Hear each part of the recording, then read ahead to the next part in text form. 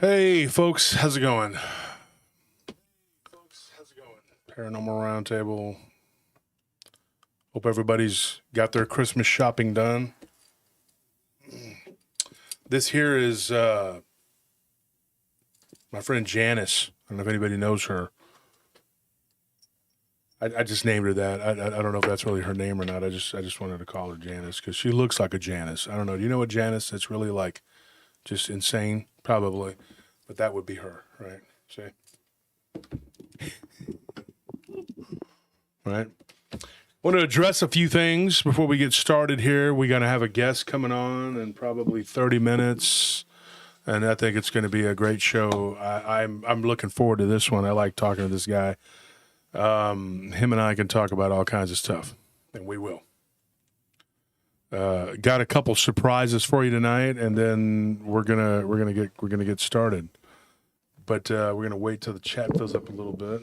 I want to give a shout out to a few people right now that just really made my Christmas shopping and day. It was extremely hectic. The food drive we kicked it off. What was it? When did we do it?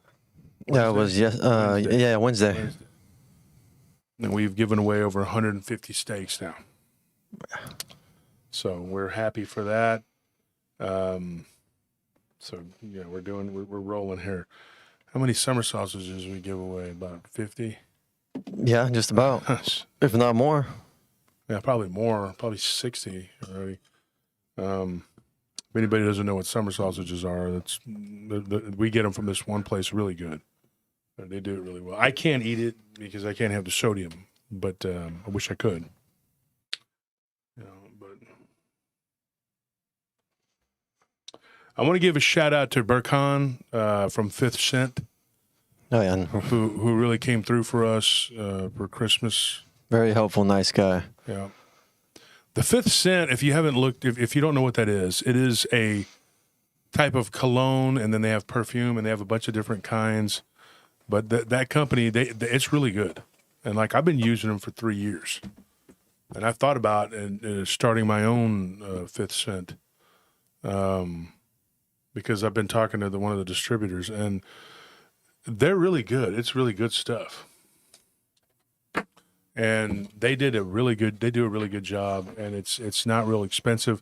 I mean, they sell them on eBay and Etsy and Amazon for like $50-$60.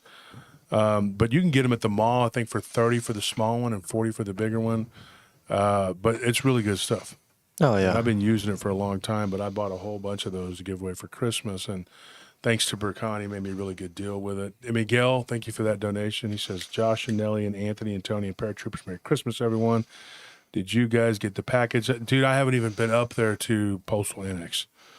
But I'm fixing to have to, because today we're going to have to do a giveaway, and we're going to write some people's names down. So stick around to the end of the show. And we're going to do a giveaway. So, and let me do this real quick. And I want to give a shout out to Tanner and Jackson from Kentucky, who were here all month working at Barton Creek Mall. And they were doing a leatherworking, and I got Nellie's Christmas present, which was a journal. What do you call it? I did some beautiful work with leather. Mm-hmm. It's really cool. It's like a journal and like a day book. It's like a leather bound. Mm-hmm. So you might want to turn the light on so they can see the shirt. Okay. Because in the dark they can't see it. And I'm waiting to see if Barton's going to show up here. Let me text him real quick. In the meantime, Barton's there? Yeah. Say hi, Barton's. I know you're there. Woo! Let there be light. And Corey and Gavin. There we go. Over at Dutch Brothers. That's twice now we've gone to Dutch Brothers in 3 days and gotten stories. Yeah. And in fact, what inspired me to wear my Wendigo shirt today, which was, I think it was Gavin gave us a story about a Wendigo that happened to him and his parents. And then a really creepy ghost story from when he was living in Houston. So shout out to the people at Dutch Brothers over there in Hutto. That's now the second time somebody's given us a story there in 3 days. Shout out to Scott and Krista and the bartender Aaron over at Spirit of Texas Distillery.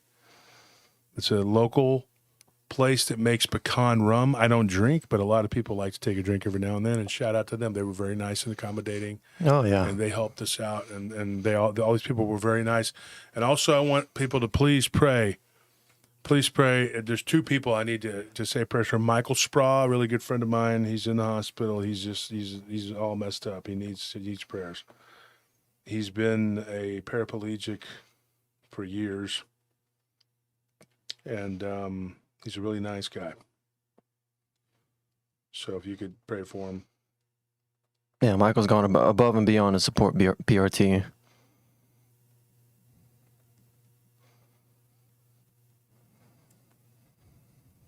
And shout out to Tofi, another friend of ours who runs a kiosk over there in Lakeline Mall. They sell these plush stuffies, and they're always trying to give them to me and Nelly. They're really nice people, very nice, very people. generous. Tofi and his dad, very nice people. Also, who else? We need a prayer. Barton had messaged me here. Let's see. And Jill Remensnyder and her husband Brett. His niece, she's 12 years old, folks. 12 years old, and she could lose her life. Oh no. She's in the hospital with liver. I believe it's liver failure, and she's 12 years old. No child should have to deal with that, especially at Christmas time. But the doctors are saying she needs a miracle. Well, you know what? Miracles happen. Yes, they do. Christmas time.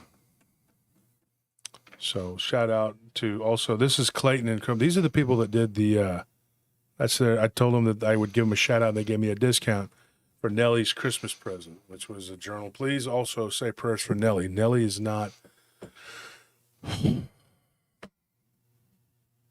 a big part of my world, and she's not doing too well.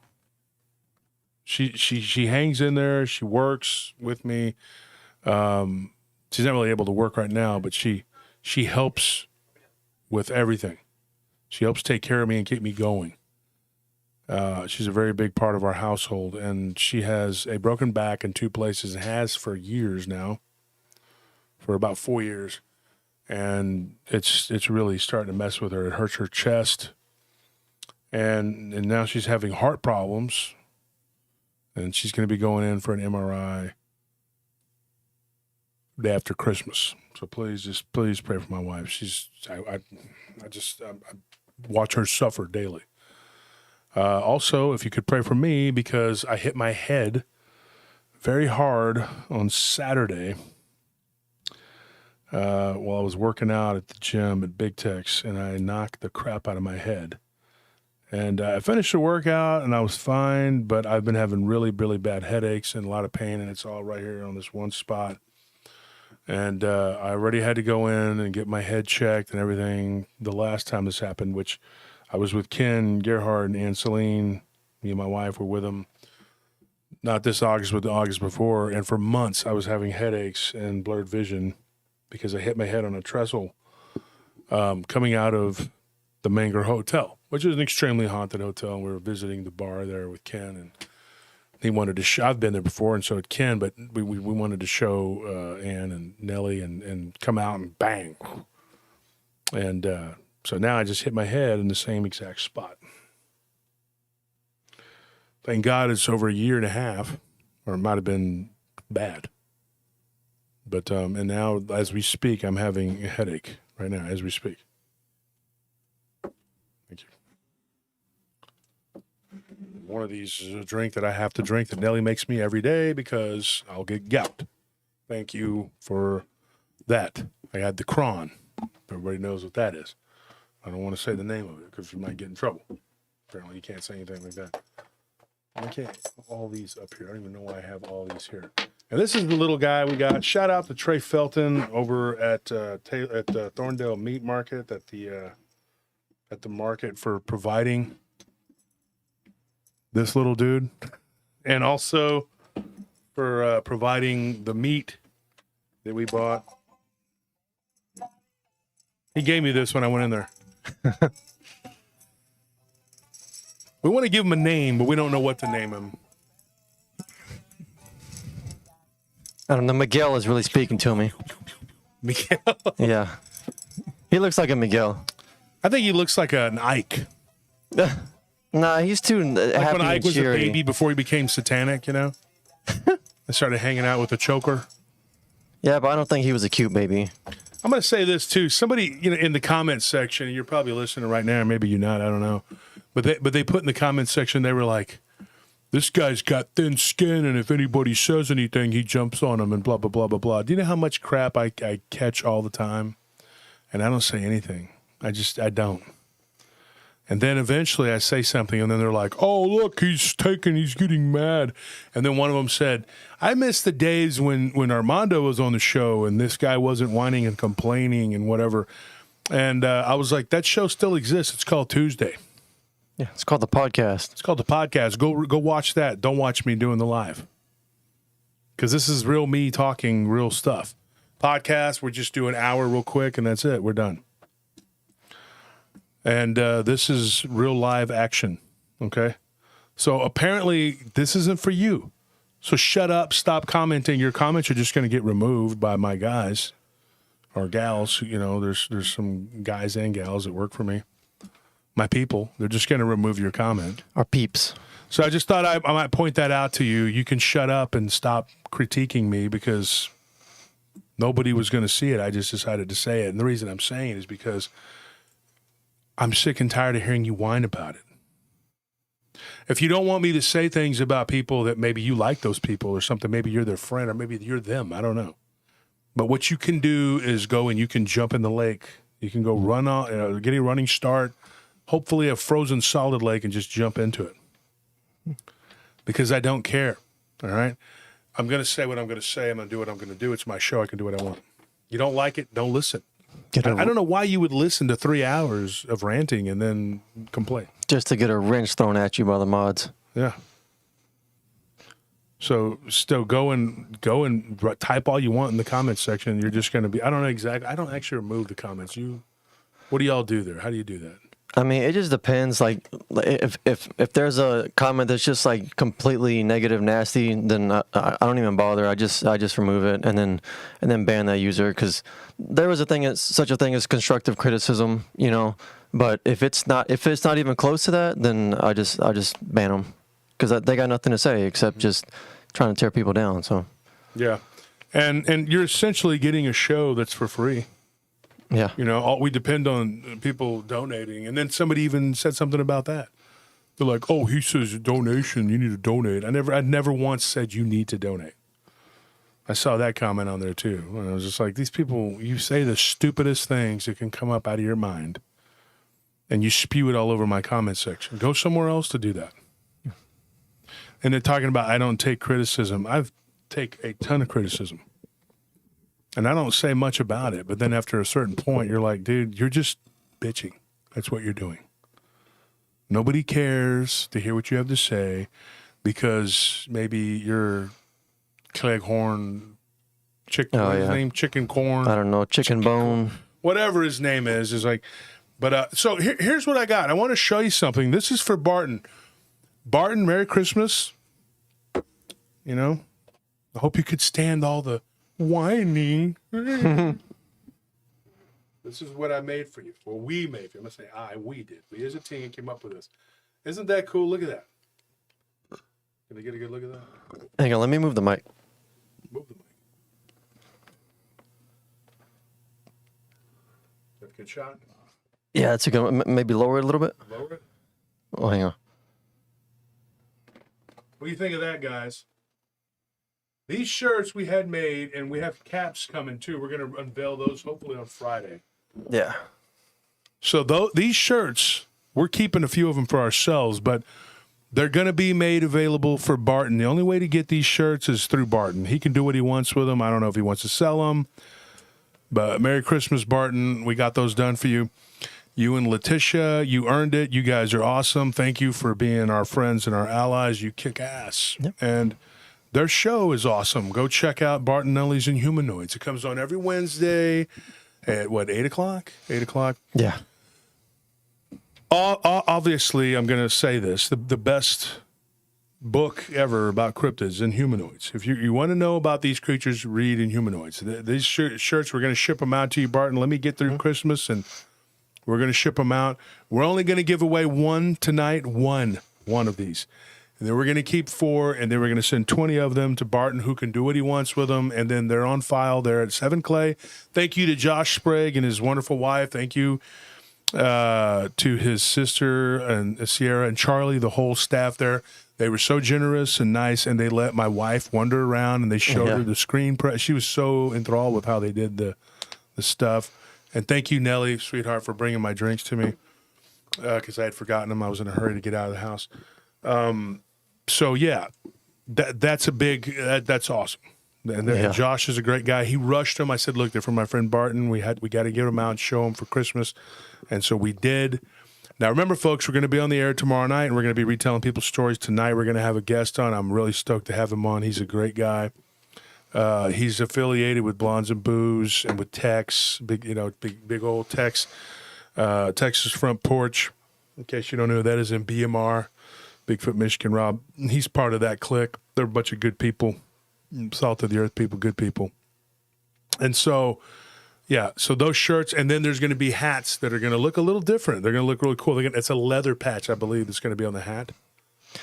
I don't think it's going to be a leather patch, but it is going to be. It is going to be a patch. I thought it was leather. I think the leather wouldn't have been here in time or something like that. Well, that's what happened. They weren't on time. Mm-hmm. That's what he told me. I don't know. Anyway, I have to go back and check, but there's a patch. It's going to look really cool. It's going to be on a hat, and we chose like a black and gray? Yeah. It was a black and gray hat, and it's going to have the Inhumanoids on there, and it's the design from the conference, from the first conference, that the werewolf that Barton drew. Show the people your shirt. Yeah. Hang on. If y'all can see it, if the chat's not in the way, is the chat in the way? You're not on. You need I'm not. There you go. Click it on. Now? All right. There you go. There we go. You see? Doesn't that look nice? This could be you. But in order to get them, you have to go to Bartonelli's and Humanoids, and he can do what he wants. He can do them as a giveaway, or he can sell them if he wants to, whatever he wants to do. They're free from me to him. We're going to give away one tonight. That's it. And we'll stock that with a book with Inhumanoids. Bartonelli's and Humanoids, or if you'd rather have Mysterious Kentucky 1 or 2, you can have one of those. So that's for Christmas, guys. And then we're going to do some giveaways tomorrow. I'm not going to tell you what it is. We're not going to tell you. But suffice to say, it's going to be really cool. And we're going to give away some books from different authors and people that we promote. And be ready. And then as soon as Christmas is over with, we're going to mail out. We're going to do the mail-offs. We thought about it, and we just don't have the time right now. And with the thanks for being patient, but the studio is in shambles right now. We have not had time to mess with it. We're trying to get Christmas out of the way. So if you could, go check out Bartonelli's and Humanoids on Wednesday, if you can, if you have time. Okay? And if you don't, make time. That being said, I got a quick story for you. I can tell you a quick story, and then we got to get started. We got our guest. It's going to be amazing. He's coming on. This one, this is a creepy story, and I thought, dude, there is no way I can't tell this story, okay? We were in New Braunfels recently, right? And we were there, and I was eating dinner at one of my favorite restaurants, Alpine Haas. Shout out to them. The staff is incredible. Kenneth, our waiter, was awesome. He's a great guy. And so we were telling stories in the hotel across the street from the New Braunfels, from the Alpine Haas. Was this something important? No. From the Alpine Haas is notoriously haunted. And so one night we were there in Alpine Haas, and I saw a ghost. You know what? I don't know if it was. We all saw it. Me, Anthony, Tony, Nellie. Who else? Somebody else we were with. I can't remember who all we were with. But we saw, there was like 5 or 6 of us, and we saw this, and I kept saying, there's a guy across the street in the alley that kept perpetually walking toward me. Towards us. Now, the waitress who's been there for years, I mean, I think I met her like 6, 7 years ago. She said that, and I can't remember her name off the top of my head. She was really nice. She's the one that showed us a picture of the resident ghost, Bernard, from the 1880s. And she showed Stefan. Stefan was with us. Yeah. And so the ghost there, it's a German restaurant, it's really good food, and I love that place. But we were watching the hotel, and I said, you know what? I think I found the location for our next conference. I want to do it in New Braunfels. I'm going to try and do it in New Braunfels. I don't know if that's going to happen, but I'm going to try and make it happen. So I'm going to approach the Chamber of Commerce about that and get it done. I have a meeting next week with Ken Gerhardt. I'm going to be going to San Antonio when our dear friends Madeline and Bettina come down to visit, and we're gonna have a good time. We're gonna go eat dinner with them and Sibylla and Ann. And so we're going to spend New Year's Eve in San Antonio. So I thought about it. I said, you know what? I'm going to talk to them about doing the conference in New Braunfels, right? I thought it would be a great idea. And I wanted to book that hotel. They said, no, the hotel, they closed it down. So I started talking to someone who had told me they had a ghost experience, if you want to call it that, with something at a haunted hotel in New Braunfels. And the person said, this is what they told me. They said, there's a hotel right across the street. I stayed there when I was a kid. And they said, and they don't remember the name of it. And they said, but they were pretty sure the location, it shows like it adds up. I'm pretty sure that's where it's at. I can't say 100%. Look it up. I forgot the name of it. It just escaped me. I've got to hit my head, dude. It's right across the street from the Alpine House, but it's not open now. Okay, they closed it down just a few months ago, unfortunately, so we can't stay at that hotel. And it's right there by the convention center, the Braunfels Convention Center. So I thought, you know what, that'd be a great place to stay. And the convention center's right there, but unfortunately, it's closed down, which makes it even more creepy that we saw somebody walking in and out of there because there shouldn't have been anybody there because it was closed down. It's called the Faust Hotel. The Faust. That's what I could not remember that. So this guy says, his name is Gil. Thank you for that donation, Kate. We appreciate it. It's been really tough lately. Really appreciate it. So this guy, Gil, he says, look, when I was a kid, I went there. Well, not a kid, he was 15. But, him and his siblings, they stayed there, and they went to Schlitterbahn, right? And he lived in, I think he said he lived in, God, don't tell me, Ozona, Texas. I believe that's what he said. And so we were living out in West Texas. So driving all the way to Central Texas to Schlitterbahn, which is the largest water park in Texas. Now, Gil is 1 year younger than me. So him being 15 would have been like 1991, like the year after I saw the Dogman. And he says there was a hotel there. I can't remember the name of it. And I messaged him back, and I said the name of it, like he just said, the Faust. And it was funny because we were talking about this just the other day, and we were going over this whole situation. And he says, I had a terrifying encounter at the Faust Hotel. And so I says, tell me what happened. And this is what he said. He said, I was 15 years old. My sister was 13, and the other one was 12. They're Irish twins. They were born like almost exactly 1 year apart with one day, kind of like your brothers. And so they were born 1 year apart, his sisters. But they look, he says, everybody thinks they're twins because they look very similar, whatever. And he said that his mom and his dad, and they were with their aunt and uncle. His dad actually is a twin, and his dad's twin brother, fraternal. They're not identical. And he says that my sisters look more like my dad's brother and him, which are twins, which is funny. And so we were talking, and we hit it off, and he told me, he says, I got a couple weird encounters. But he said the thing that happened to me in New Braunfels was just extremely, extremely creepy. So the waiter, Kenneth, we started talking to him, and the next thing you know, we're all talking about ghosts and telling ghost stories, and I'm telling some of the people that work there and the people that we were with about what happened to me. And I've talked about it before on the show. I'm not going to get into it at the Alpine House. But we all saw this guy like walking. Like it was like we stared at him. Anthony, you saw it. The guy just was walking towards us the whole time. Yeah. And you're like, how long can one guy walk in place until you start to realize that this is a ghost? I mean, it has to be. What is that? I mean, And so I talked to the head waitress there. She's been there for a long time. I can't remember her freaking name. I'm so bad with them. I'm so sorry. But she gave us that picture to look at of Bernard, the ghost. And waiter Kenneth been there for a few months, and we started talking, and they said that hotel's extremely haunted. There have been people who've had all kinds of encounters there. So after I had mentioned the Alpine House, and it's a historical building, he says, one time when I was in New Braunfels, this guy Gil, he said, my family, we traveled there. And he said that we made it like a whole 4 days there. And they stayed at the Landa Resort, which used to be separate from Schlitterbahn until Schlitterbahn got so big and then they absorbed it. And it's all on the river, right? It's all like on the river, and everybody's like, goes there, and it's a big deal, right? And so, and I believe it's the Canal, right? It's the Canal? Yeah. Look it up, make sure. So the Canal River, so you could stay at the Landa Resort, which was right there on the river. When I was a kid, we stayed there once, and I was like 1984 or something like that. I was a little kid. And I remember having a weird, creepy, there was this thing called the Dragon, which is like his slide.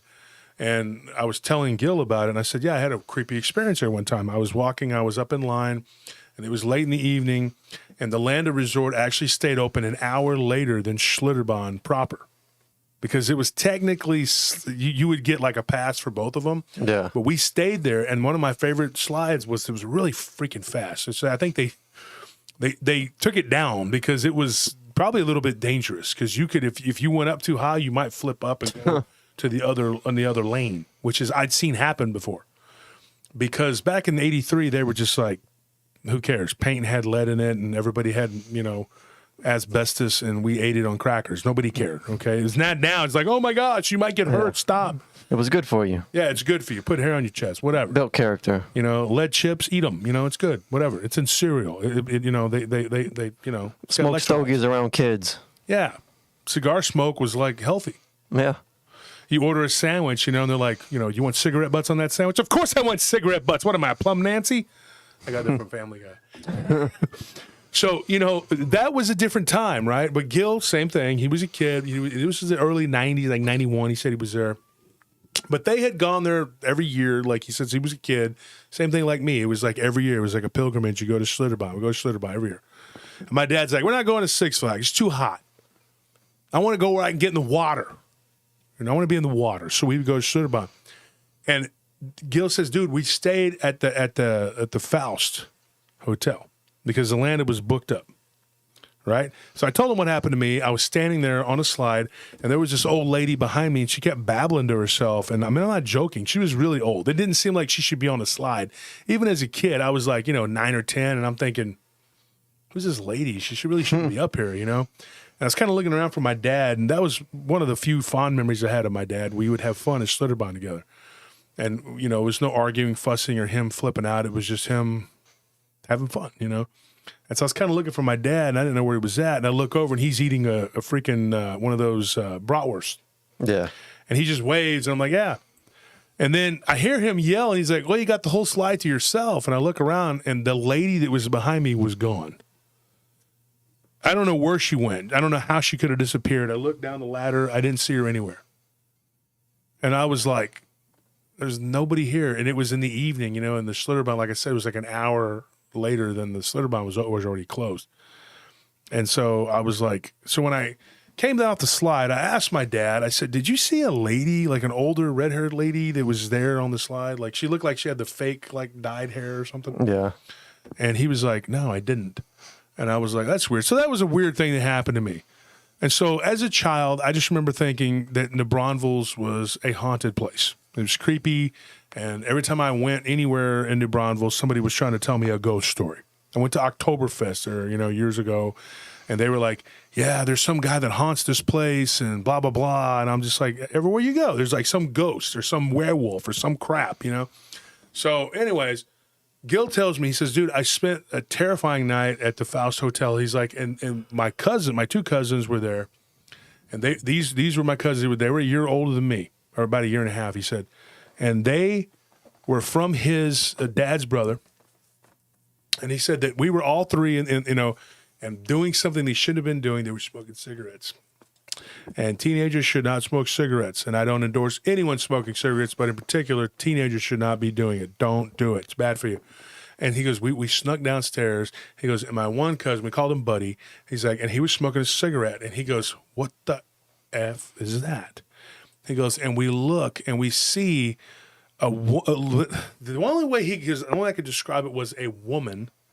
He's like, imagine the woman from The Ring, kind of like, Okay. laying flat on her face, and she had her arms straight out, but she wasn't moving at the time. And they were like, "What is that?" And then they walked closer, and they said, "It's a woman." And then they're like, maybe because she wasn't very tall, she wasn't very, whatever. They said maybe it was a young girl, like young teenage girl. And he said that while they were staring at it, it was down the hall from where their rooms were. The rooms were like these adjoining rooms, right? And he said we were going downstairs to go out to smoke a cigarette. He's like, and my cousin didn't give a crap. He's like, the kind that just gets in trouble, he lights up and just starts smoking, doesn't care. And they're like, let's go outside, because we might get caught. And he's like, I don't give a crap. I'm going to do what I'm going to do, He says, then, he's like, this woman or whatever it was began to kind of wiggle and move towards us, kind of in a zigzag fashion. Like a snake? He didn't say it was like a snake, and I did ask, and I said, like an undulating and how, And he says, dude, the only thing I could tell you was that the way that she moved was very unnatural. It's not like a human could move.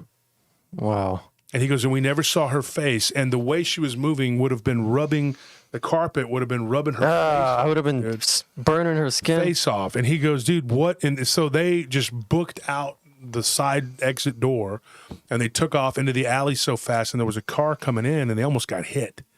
And he says, dude, we were freaked out, dude. He goes, and then we stayed out there, and we kind of walked around out, outside, and it was in the summertime, And he said that we had met a couple other kids there, and there were these girls, right? And he's like, so we were talking to them, hanging out with them. And so we were going to meet them downstairs. And so we were walking around. He goes, and then we met the girls.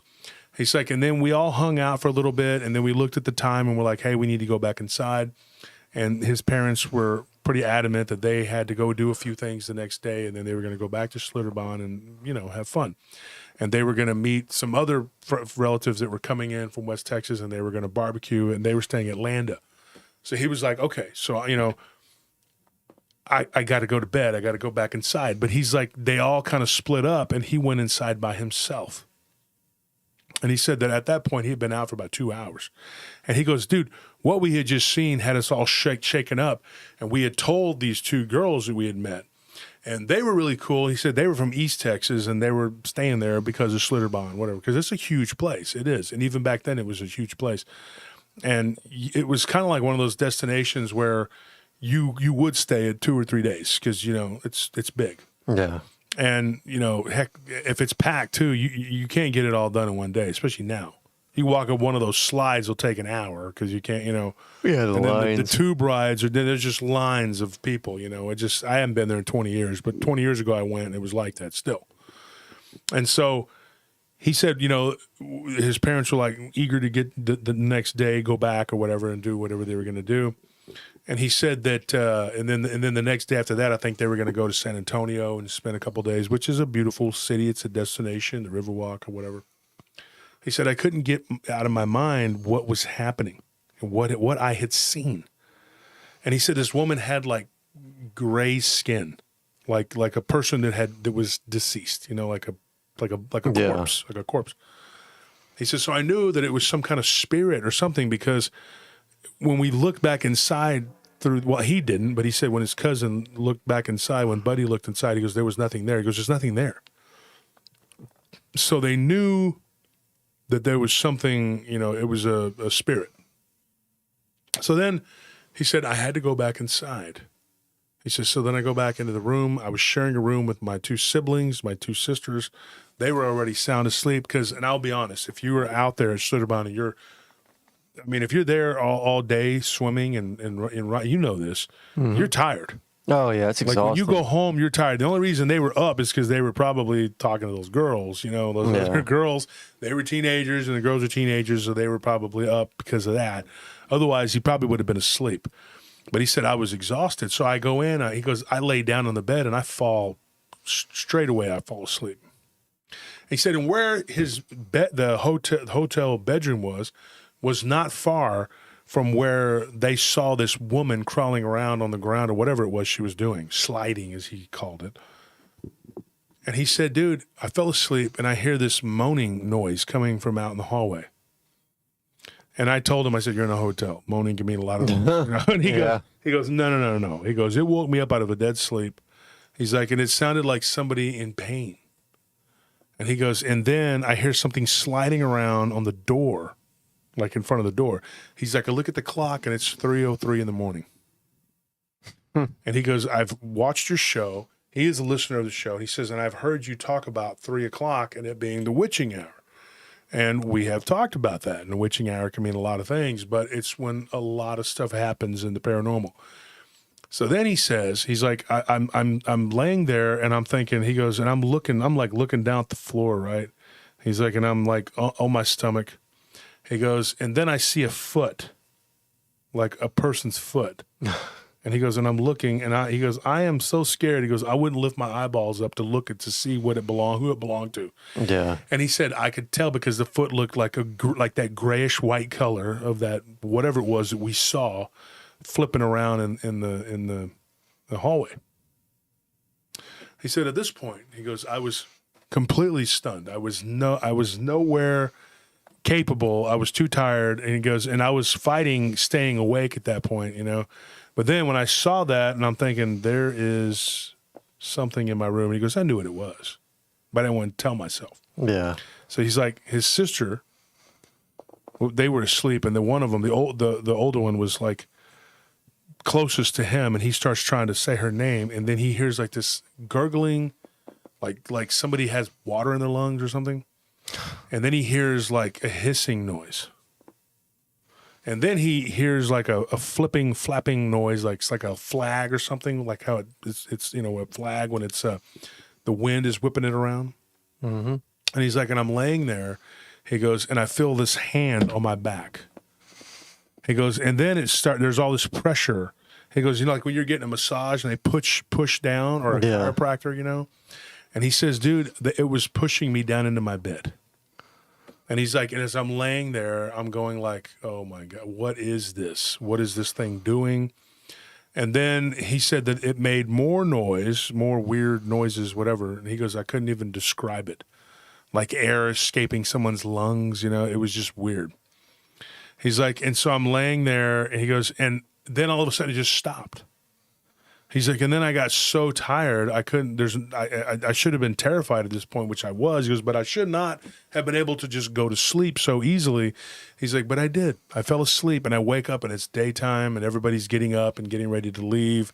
And they're like, yeah, it's, you know, whatever. And he's like, so I wake up, and this hotel it was even old back then, you know. And he's like, everybody's like, yeah, we're getting ready to leave, whatever. He gets up. He's like, I walk out into the hallway, and the whole floor on the hallway was just wet, like with water. And he's like, what the hell is going on here? You know, and I don't know. He goes, I could have swore what touched my back felt like a wet hand, you know? And so he goes, I don't know what that was. I don't know what that, but the next night he said that it did this almost the same thing to one of his cousins. Both of them went to sleep, and they passed out, and there was no, like there was no waking him up. And the other one, the one that was always getting in trouble and doing things he shouldn't have been doing, he was up watching TV, and something came into the room. It was dark, and he could see this shadow. And the TV turned off by itself. And then this thing got on top of his chest, and then he couldn't breathe. And then he couldn't see anything. There was just this blackness that was over his face. And he said whatever it was like drenched in wet, like sweat. Like it was sweating, or it was wet or something. And he couldn't tell whether it was male or female or what it was. But it sat on his chest. And then he went to sleep and woke up. And the next day, and he thought, man, that was a dream. I had this weird dream. So he tells his cousin, he says, you know, the same thing happened to me, but I thought it was a dream. And then they left. They left the hotel, and they ended up, you know, leaving and going to San Antonio. And they stayed 2 days in San Antonio, and that was it. But what a wild time. Yeah. You know, like, I mean, he goes, we were teenagers, and he goes, and it scared the crap out of us.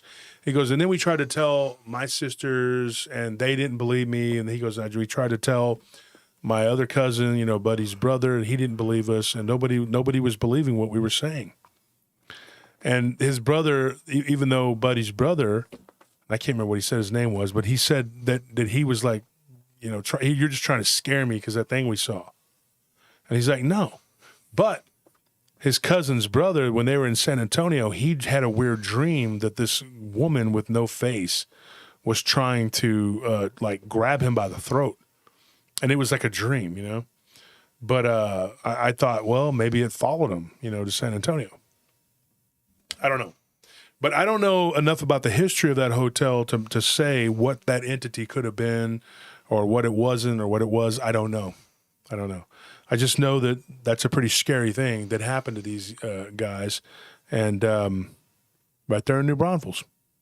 And that's right across the street from where we were eating and where we saw the weird guy that just kept perpetually walking towards us, which I just, after 20 minutes of this guy walking in the alley, you know, he's not getting any closer to us, but you could see his legs moving. And I was like, I finally just noticed that. And I told you guys, and I was like, look, turn around and look at this guy. And y'all did. You saw him. Yeah. And and then, well, like 10 minutes later, y'all look again. He's still walking towards us. I mean, and none of us, we were in the middle of dinner, and we weren't trying to go and ghost hunt or investigate. And so finally, though, I got up. Like, I was like, I'm going to go over there and look, see what's going on. And so by the time I left that it's not the entry room when you go into Alpine House. It's the one to the right. Yeah. So when I left that one to go into the entry room, and then I'm walking, he's gone. So then I go and I sit back down. 20 minutes later, he's walking again. And I got up, sure enough, and he's gone. So eventually I just gave up, and I said, okay, this has to be a ghost. You know, that's the only thing I could think of. None of us could come up with a better explanation. But that was the only story that I'd ever been given, and that was because I had talked about that. So I had that one for a while, and I thought about it, and I said, you know what, I'm going to tell that one on the show. You know, and then the little weird thing that happened to me at the Landa Resort, which I don't know. I mean, maybe it was something. I don't really claim it as an experience because I don't know. It was like a woman was there and she was babbling to herself.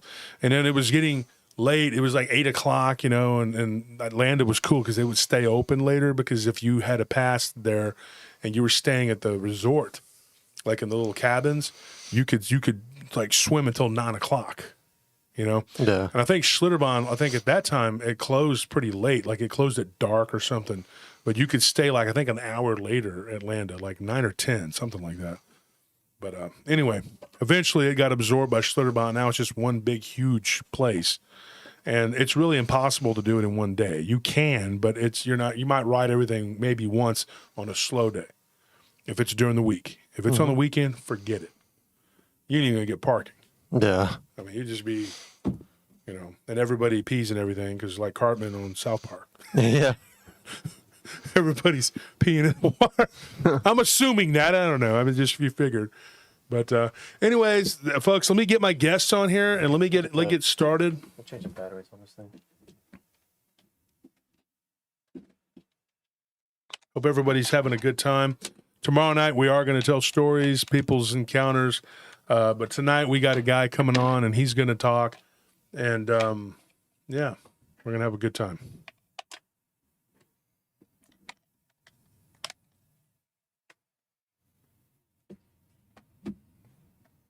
And you know, like I said, my suggestion to you, if you don't want to hear anything and you want the show to be the way it was back when the old days or whatever you're crying about, go watch listen to the podcast on Tuesdays and skip the live. You're not going to hurt my feelings, and shut up, you know. The keyboards are working now. Oh. That is a drink that Nelly forces me to partake of. It's really lemony and vinegary, and it is made to keep me from getting gout. Because ever since I had the Crohn, it has been stones and gout. Let's see here.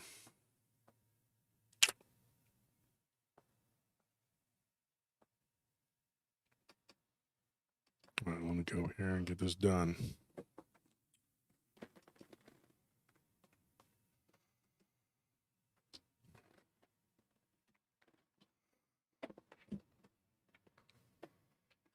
Is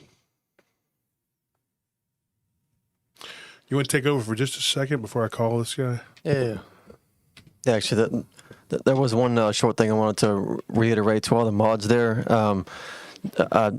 I think I addressed this last week or last live stream, but I just want to reiterate it. I am going to try and pull away from trying to read every single chat message and pay more attention to the story, because like I said, it's hard to read everything that's being said, to try and moderate and to engage. So if y'all could just be on your toes, pick up the slack for me, and if someone's making a comment, if someone makes a comment that's let's just say it's like slightly inappropriate, but it's not too bad, but you could see how it could be misconstrued. Just give them a polite warning. And then if they do it again, just go ahead and no more warnings. Just go ahead and hide them from the channel. There is a timeout feature on the live chat, but I don't like that feature. I don't think it works as intended. All that does, if you put someone in timeout, is they'll come back whenever the 5 minutes is up or whatever it is, and they'll just keep trolling. So let's just skip that from the moderation tools altogether.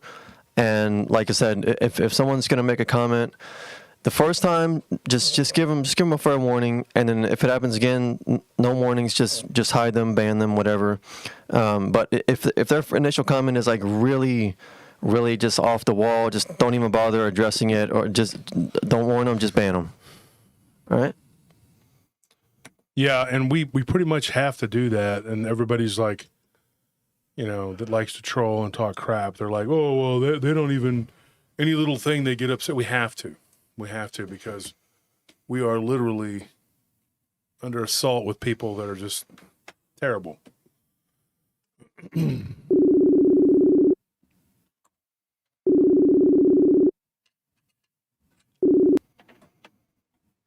Hey.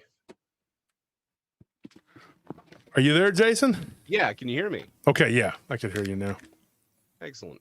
Okay, I didn't know. All right. Folks, this is Jason McLean. Jason, you want to introduce yourself? Yeah. So I'm Jason McLean. I'm a author, illustrator, biblical paranormal researcher. People who are, have been on Texas Front Porch definitely recognize me. I co-hosted with Tex for a while, like 2 years, maybe 3. I lose track. Had my own show for a little, 2 of my own shows for a little bit. Mm-hmm. I've stepped away from podcasting as a content creator to go back to working on some books. Why is that? Why did you decide? Well, I just dropped my mint. Good grief! You see what you did, Jason? Yeah, look what you did. Yeah, Jason. it's my fault. My fault. He comes on and causing people to drop mints. What's next? Well, I had to, make somebody leave my job site the other day because they were peeing in the stairwell, and it's my fault. Yeah. Okay. They couldn't walk down the hill to the bathroom, so it's my fault. Yeah, that's how that works. Oh, believe me, I've got those stories. So why did you decide to leave pod? Because you had a show, and I know you were with Dr. Bertram. Yeah, and I was on Mysterious Library with Dean Bertram. Loved doing the show. Loved doing it, but I needed more time to dedicate to what I think is really what I should be doing. And so, but it gives me more time to come on with lovely people like yourself. Lovely. That sounds awesome. I like to be called lovely. I've never been called that. Well, there's a first time for everything. And for the record, cigar smoke is healthy. And that's what I'm saying. It's got vitamins, especially for kids. Oh, precisely. Well, and if you're not, and licking lead paint builds character. Yeah, someone called them Detroit potato chips. I thought that was really funny. Someone I in like our that chat, I forgot who to give credit to that for, but that was a good one. Yeah, I like that one. Detroit potato chips. I like that one. So Jason, you were on with Tex, and the guy was on the other day. He was a rabbi. I forgot his name. Yeah, Man, that was a good show. And I was It was. listening, and he had a really unique perspective. But when he was talking about the Shadim and all this other stuff, and I'm sitting there going, yep, because I know I've studied all this, I've read all this, and you and I first met. I'm going to give you some backstory, folks. I met Jason in Mineola at the conference there. I was there hanging out with Ken and Lyle and Nick Redfern, Ken Garrett, Lyle Blackburn. And you were there, and you were with Tex, and that's the first time I met you guys. Craig Woolheater was there, and I met all you guys for the first time. And you and I talked for about an hour, and I just remember thinking, blown away by how smart you were and your knowledge. And I told my wife, I said, that guy, that's a smart guy. Like, you know your stuff. You absolutely know your stuff. And so I've been looking forward to this, and we've been talking for a while now. So I got a couple questions for you, and then we can take this in whatever direction you want to take. But you were talking with the guest that Tex had on. If anybody isn't familiar with Tex, he was one of the speakers at my conference, and of course Blondes and Booze were there, and I think Brandy Butcher was there on the show the other night. What night was that? What night that was? Maybe. I don't know. Was that like 4 days ago? 5 days Was that ago? Wednesday? I don't know what day. Tuesday? It wasn't Wednesday because Barton's show was on Wednesday. Huh. But I don't remember what day. What day was that, Jason? Do you remember? Oh, I'm the wrong person to ask on that. Again, for someone who's trying to retire from podcasting, I'm doing a terrible job this week. Yeah. This is my third show this week. So. Yeah. Here we go. Brandy says it was on Monday. Brandy, there you go. Know it all. Remembering where you were at. Jeez. Yep. Okay, so it was Monday, and I just remember I was listening, and I couldn't listen to all of it. I had some stuff I was trying to do because then a schedule snafu came up, and it's always something like that. But you guys were having a heck of a conversation, and I remember somebody in the chat saying that you should have your own show, and I was like, he did. He did have his own show. Yeah. And so I wanted to ask you a couple questions about this. Now, you and I had a conversation. Let's pick up where we left off in Mineola. We were talking about the giants. Yeah. And you and I, and we were talking about the Nephilim, Enoch, whatever. And so I've been wanting to ask you this for a while, and it's something that I don't know if you guys addressed it on Monday when you had the rabbi on there or whatever, but I wanted to ask some more questions, but like I said, I got busy, and I want to know what your take is on this. Okay. Like, you study the Bible, like biblically, you know. And so whenever like the Jewish tradition, they call them the Shadim, which is like Shaitan, which is Shaitan, whatever. Right. It's just two different words for the same beings, creatures, whatever. Have you studied the Kabbalah at all? I am versed in it. I would not call myself overly educated on it, but Okay. I'm aware of it. I'm versed in it, but not.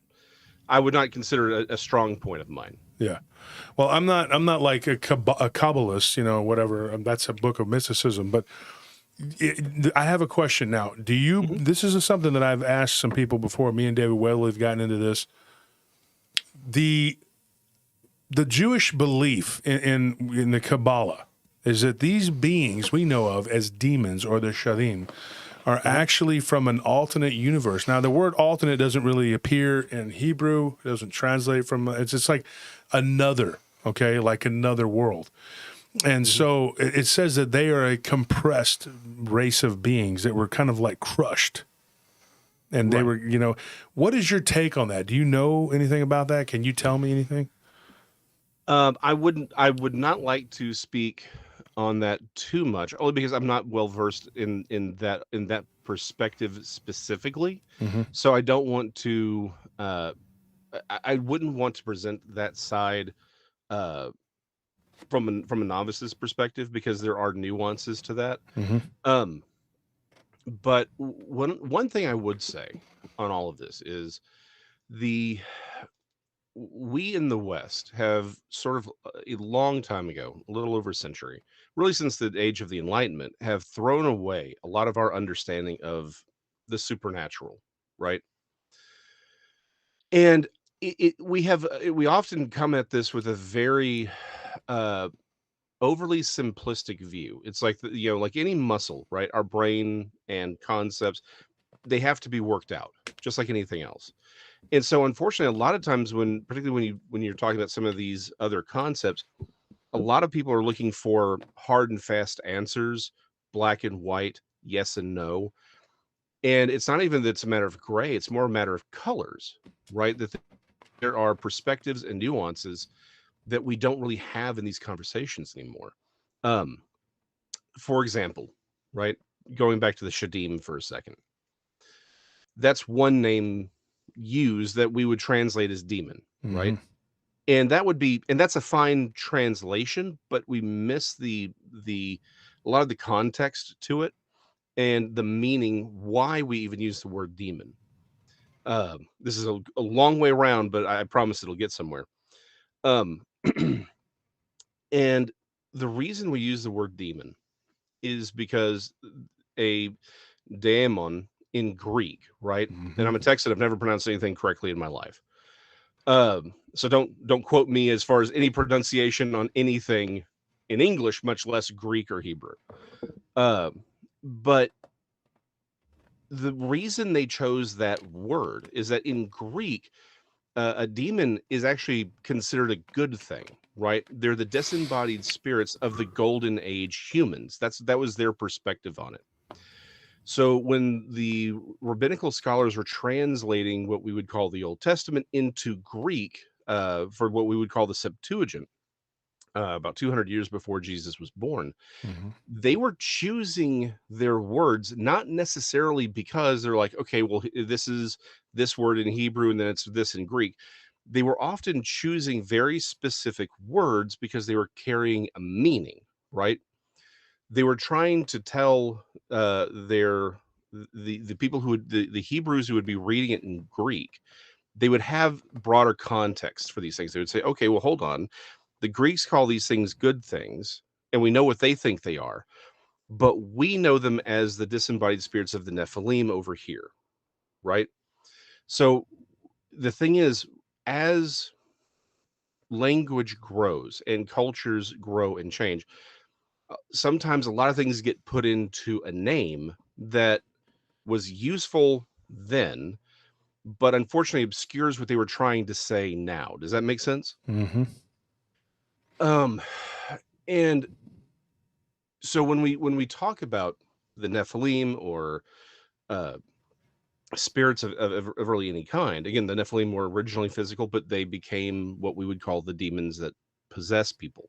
However, there's other spirits in that line, and each one's in this sort of ecosystem of the celestial. And the problem is, each one has each one's developed their own line of thought as far as what it is, how it works, and a lot of the language that's used, particularly in the Old Testament, is around the idea of death and disorder and chaos.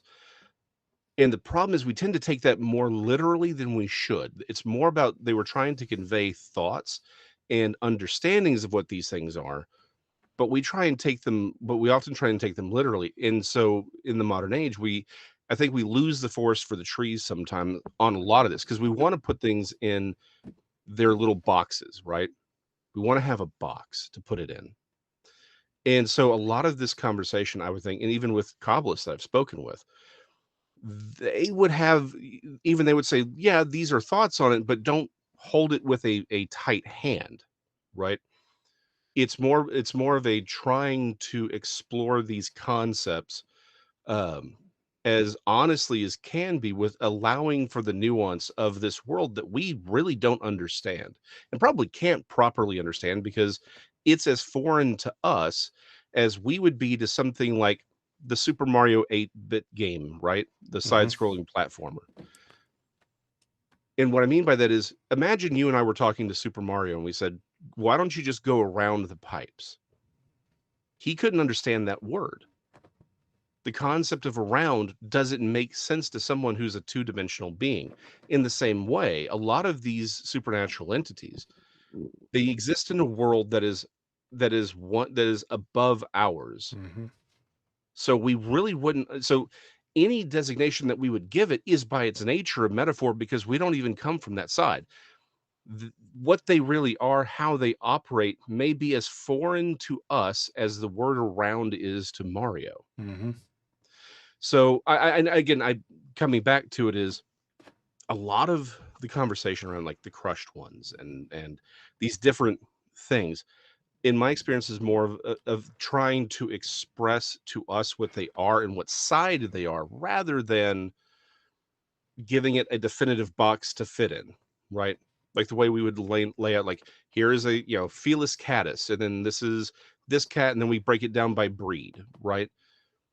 It's less about that, more like trying to say, what is the purpose of these things? What are they trying to do? What kind of feelings should you get around them? And what interpretation should you have of them, rather than trying to give it a very solid identity, if that makes any sense. I think and we've talked I may about. have completely missed the point of the question. So No. That makes sense what you said. We've talked about this on the show too. I just wanted to get your take on it. Now that question, just opening it up right there, tells me you're on the same level. Definitely, because we've explained it on the show. I've even drawn a picture of a two-dimensional little character and shown the audience how that they have no concept of the third dimension, just like we don't have concept of the fourth. Mm-hmm. And of course, it says in the Quran, or it's in one of the hadith, that says that they exist a right angle from a right angle, and they're talking about the jinn. Now, to them, the jinn can be, anything. They can be good, they can be bad, they can be evil. Just as the Greeks, the people from the Golden Age, which is explained in the Bible that in Genesis 6, and Enoch is the long version of that. And that basically says that in those days there were giants, and it's because they had, the sons of man, the daughters of man bred with the sons of God, and they created mighty men of renown. And we're talking about Hercules, Achilles, all these other beings. Now, the uninitiated and the ignorant, and those people who will only adhere to one form of the biblical translation, which is just this very diluted, and they'll say, well, that's evil, just to even say that, because you're talking about mythology and mixing it with Christianity. No, dude, it's right there in the Bible. They choose to ignore it because they don't understand it. Well, they're afraid to, because they don't want to look crazy to atheists, which is really what this is, right? One of the number one problem I have, and I've talked about this in the show a lot, it's like, my problem is you're telling me you believe in a supernatural being that supernaturally created the universe and is filled a book with supernatural events and supernatural beings, but you don't believe in the supernatural. So then I ask, then do you believe the book? Yeah. Right. And I think that's fundamentally the point. Again, we've thrown out we used to have a much more nuanced and robust understanding of the supernatural, way to have better conversations about it. And the problem is we rejected all of that, and have really the last century have just tried to kill it off. Because we don't want to look crazy to atheists. And the problem is, it's like, well, you can't bring Hercules and all this into it. It's like, no, you can, because that's what they were trying to do. That's what the authors were literally trying to do. They set all of their conversations within context of the surrounding cultures. They were in many ways also commenting on it. Another one of these examples, right? I think the King James in Isaiah talks about how Babylon will be filled with dragons. I think that's the best translation, but it still misses the point of what he's doing, because of what Isaiah is doing, because we miss the other aspects of what Isaiah is doing. Because Isaiah is high poetry, right? As far as how it's constructed, it uses so little. Again, this is one of those things that makes sense. You need a little extra backstory on this. Most cultures have what's called a chaos conf, right? It is the origin story of how usually the supreme god of that culture slew the chaos dragon, which is a dragon of the sea, and usually makes the earth with it or something, right? Mm-hmm. And to the Babylonians, that's Tiamat. Tiamat, yeah, we've talked about her on the show too. And to the Akkadians, it's Lotan. Also, by the way, 7-headed dragon. And the Hebrews take the word Leviathan from Lotan, right? So what they do though is, and again, I'll sit here and say as a cryptozoologist, Leviathan is also a word that is used for what I would suggest is a living, something like along the lines of mosasaur, right? However, it's also used as their word for the chaos dragon, right? So a Hebrew reading Isaiah knows that when he's using Leviathan, it's like, okay, that's the chaos dragon, and it comes out of Lotan, but it also means Tiamat because it's the same chaos conf. And the story talks about how, Jehovah, Yahweh, whichever version you want to go with, slays. And then it's like, okay, as a Hebrew reader, it's like, okay, we're throwing down on Marduk. We're throwing down on their culture. And he's using Leviathan as a stand-in for Satan. Well, but it's also a stand-in for Tiamat at the same time, right? And so the Hebrew would understand, oh, Tiamat's the glistening one, right? Serpentine, but it's also, she was known as the glistening one. They would immediately jump back to Genesis 2 and the serpent, right? The snake in the garden is a triple entendre. The name means different things depending on whether it's a verb or a noun, etc., including the shining one, right? So a Hebrew reader is understanding what is being done here. And so when you get to Babylon, it says it's filled with, it's really, the word is tanin, which is water monster. Well, if you're Hebrew, like, okay, well, you can't have water monsters on land. An English version, again, this is why dragon's the best English version, but they would read and understand, oh, he means devils. He means the things, the supernatural beings that are under Satan, that are under, Leviathan, under the chaos dragon, under the great evil. So it's right to translate it as dragon. However, it still misses the meaning of because we miss the whole thing. But the point is, Isaiah isn't saying that dragons are demons. He's using it as an image so that we understand what it is that we're dealing with these things. But it's expressed through a cultural context that we miss because they're commenting on the surrounding culture. They're commenting on these things because to the Hebrew, they're saying, yes, these stories were all more or less true, but they're from the bad guy's perspective. We're trying to give you the good guy's perspective, right? One side's hero is the other side's villain. Mm-hmm. And so that's what they were trying to do. And unfortunately, when you try and have that conversation, most people, because they want to reject the supernatural, they want things to be nothing more than physical. Because they've done that, they don't want to hear about what the Bible's really talking about most of the time. And they really don't want to consider it because they like things that can be touched and seen and poked with a stick, right? The scientific worldview. Anything you can't touch with a stick or put in a test tube, they want nothing to do with. Well, the problem is that's real whether you like it or not. Mm-hmm. And we interact with it whether you like it or not. And you can ignore it all the time, all day long, but it ain't going away. One of the problems too, like you said, that it was to not look crazy for an atheist. I think that's part of it, but I think you have this cult of ignorance too that's grown up around the Christian church, and they don't want to look bad to other Christians. And thank you, Tyler, for that donation. We appreciate that. And I think that's a big part of it. They don't want to look, and there's this whole fake piety going on. And they're like, well, I believe in the real God, not this other crazy stuff you're talking about. They really, the Old Testament, and I tell people this all the time, was copied from another copy, from another copy, from another copy. It just keeps going. And it was just recopied over and over again until you get to like Islam, which is copying the Old Testament. And I have a very good friend of mine who's a Muslim, and he's always trying to convert me. And Anthony, you know that. And and I tell him, I'm like, your religion copied another religion, that copied another religion, that copied another religion, that copied another, and it just goes on. And it goes all the way back to Samaria. And I had somebody, a very ignorant person from another channel, I'm not going to mention them, but they said something very stupid, and they were just like, you're over here teaching about the Sumerians, y'all, and just saying about God. And I'm like, dude, okay, Ibrahim, or Abraham, because they say it's the Abrahamic faith, Judaism, Christianity, Islam, was called Ibrahim and Sarawati, all right? And it's a story that goes all the way from Samaria to India. It's found all the way in India. And so you can't say that the Sumerians have nothing to do with the Bible, because you would be saying that Abraham wasn't part. He was a Sumerian. He wasn't Hebrew.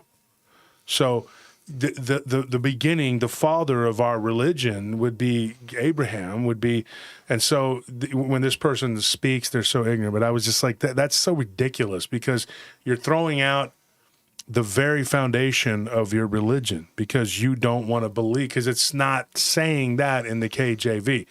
What is not said in the KJV could fill volumes. I mean, and it literally does. It fills volumes. The whole Nag Hammadi Desert is just, that was, those books. I mean, you're not going to learn any of this there. And it's not, it isn't as simple as just, this is the way it is. No. Because you got the book of Job, which really throws a wrench into things because it was written in Arabic and it actually predates Genesis. And people don't understand that. They don't grasp what we're talking about. So that was one of the reasons why I wanted to bring you on and let people be privy to the conversation that you and I, or prior conversations that you and I have had in the past. And I think that it's very important that you come on and tell what you know, because you are very well versed in. Maybe you said like you're not well versed in the Kabbalah, but you're very well versed in a lot of this. And when you now Nia says the Old Testament is the Jewish Torah. Yes and no. It's part of it, but not completely. The Torah is the first 5 books. Okay. And so what you're talking about, Jason, when you're saying how the wording was different depending on the Greek, the Hebrew, and the we were talking about the other day about how in the Bible, in that part of the Bible, and it says that the meek shall inherit the earth. And Anthony, we're not going to get into it again because we've explained it, but Anthony explained to the audience that the meek, it means war horse. It doesn't mean, to explain it exactly one more time, Anthony, just say it exactly. Okay, yeah. So in English, we have one word sometimes that can have different meanings. Like the word love, we have one word for love, but there are different types of love. And the Greeks, they have like at least 4 different words for love to express the 4 different kinds of love. So the languages, other languages can be more complex.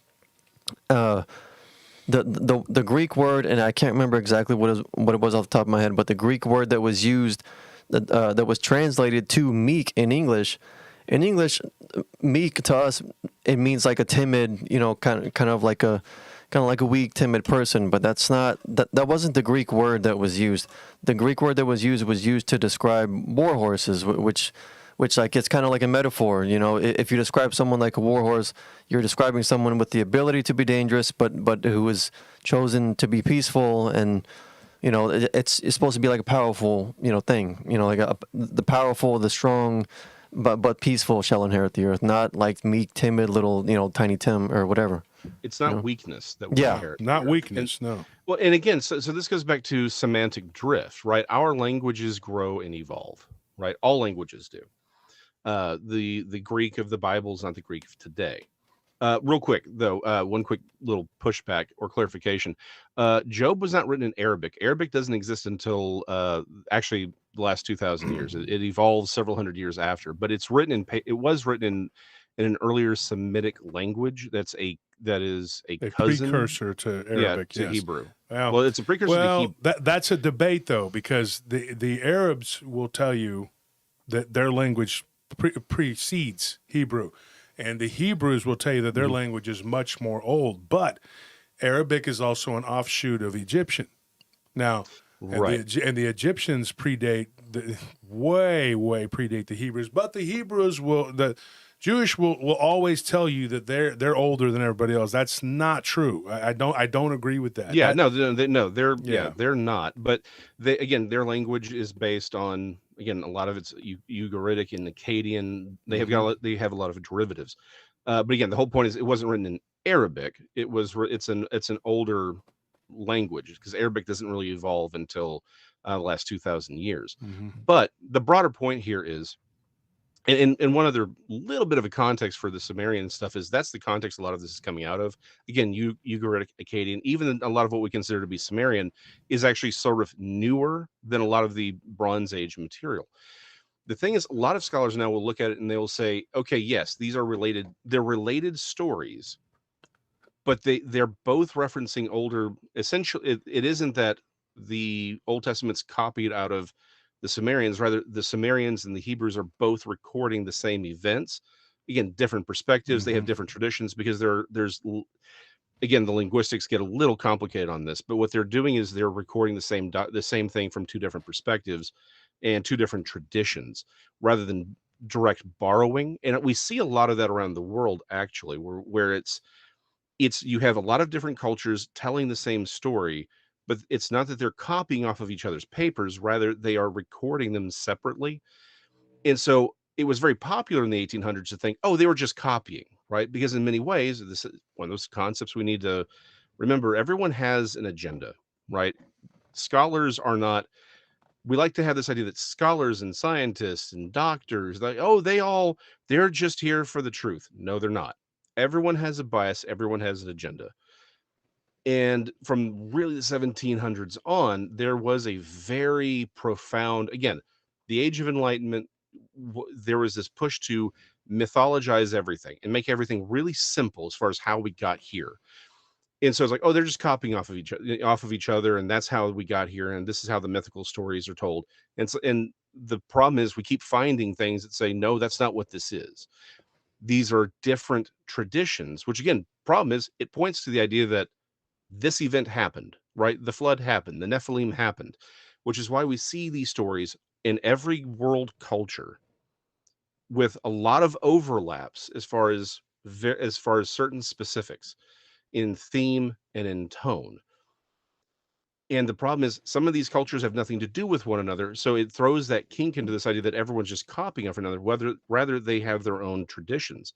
But again, you can't throw out what the Sumerians and the Mesopotamians were doing because it's in many ways a lot of the Old Testament is a conversation with that culture. And that's and if we miss that context, we miss everything. A great example of that would be, imagine someone 2,000 years from now finds a newspaper. They won't, because that stuff's not going to last that long because of all the ammonia. Yeah. But let's say they did, right?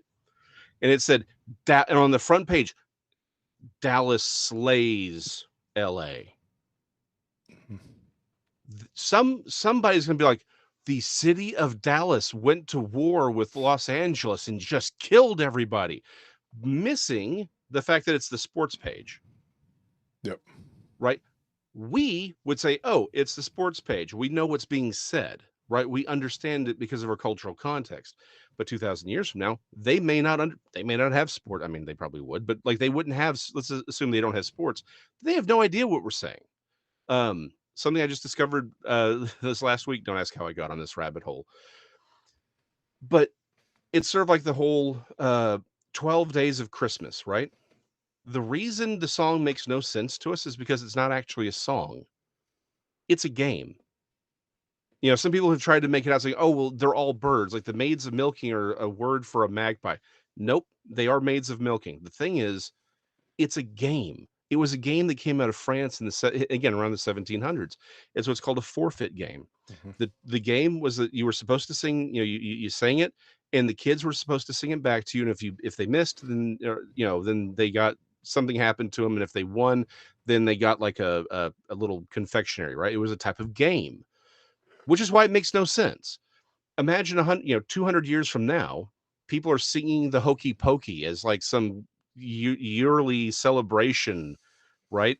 We'd look at them like, what are you talking about? This isn't a song, it's a game. It's a game to be played with kids. And in the same way, just a few hundred years, we've removed something that was one thing, we've turned it into something else, and now we're all confused as to why we're doing it. Like, why does this guy sending this person all these things? It's like, they're not. It's not real. It's a game. That's why it was there. And so, in the same way, though, all of human history is context, it's placement, it's time, it's technology.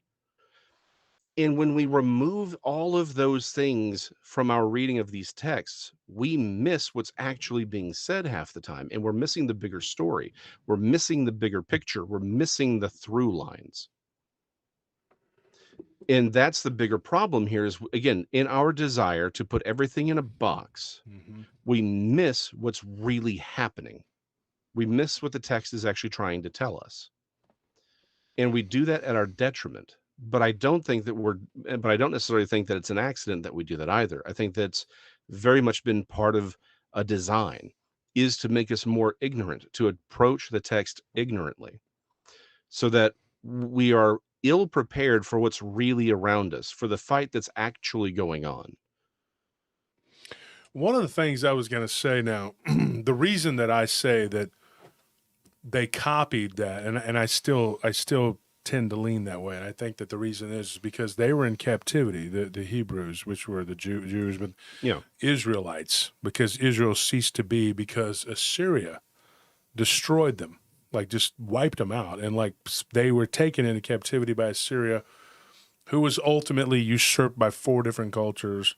I believe the Hittites, or maybe it was it the Hittites after the Assyrians, and then it gets messy, and yeah, even separating, like, again, you can separate the Assyrians from the Hittites and the the other tribes. Akkadians, and then eventually But they fell into captivity to the Babylonians, and then the Babylonians were usurped by the Persians. They were treated really, really bad by Babylon, which is one of the reasons why in the writings of the Old Testament, Babylon is used over and over again as a point of reference of evil. yes, You know, it's Babylon exactly. the Great, Babylon this, Babylon that, Yeah, Babylon, Babylon. they're the big bad. In the same way we do with post World War II, it's always Germany, or Mm-hmm, during the Cold War, it's Russia. It's sort of like the big bad, right? mm-hmm, Yeah, no, that context is absolutely true. That's why Babylon stays as sort of the big bad all throughout, is because mm-hmm. they were the only culture that truly dispossessed the Israelites in a meaningful way. Um, but again, yeah, it's that context that we miss, and there's which is why so many of the prophets use Babylonian, Sumerian. It's essentially the same thing. Why they use so much of that iconography in their conversation, it's because that's the cultural context of a lot of these writings. Mm-hmm. Yeah, that was the big bad guy, because Persia was known for 2 things: conquest and then assimilation. You know, if you just look at like, okay, like Thermopylae, like if you look at the movie The 300, which is probably most people, that's all they're going to know of is history of Persia, was that they tried to conquer Greece. They tried to conquer Greece multiple times until Alexander finally went over there and just beat them down. Yeah. But Persia was really good. I mean, really good at conquering, and then saying, okay, look, we kicked your ass, but we want you to be our friend. Just do what we ask. And if we need you to, send some troops and some tax, and we'll let you be who you are. They were very Yeah. good at that. Mm-hmm. And Persia was very, not kind. I'm not going to say they were kind, but one of their greatest heroes was a legendary figure who was a huge guy. He was a big dude. He was like by our estimates, I think he's like 6'10", 9, almost 7 foot, not quite, but he's a big dude.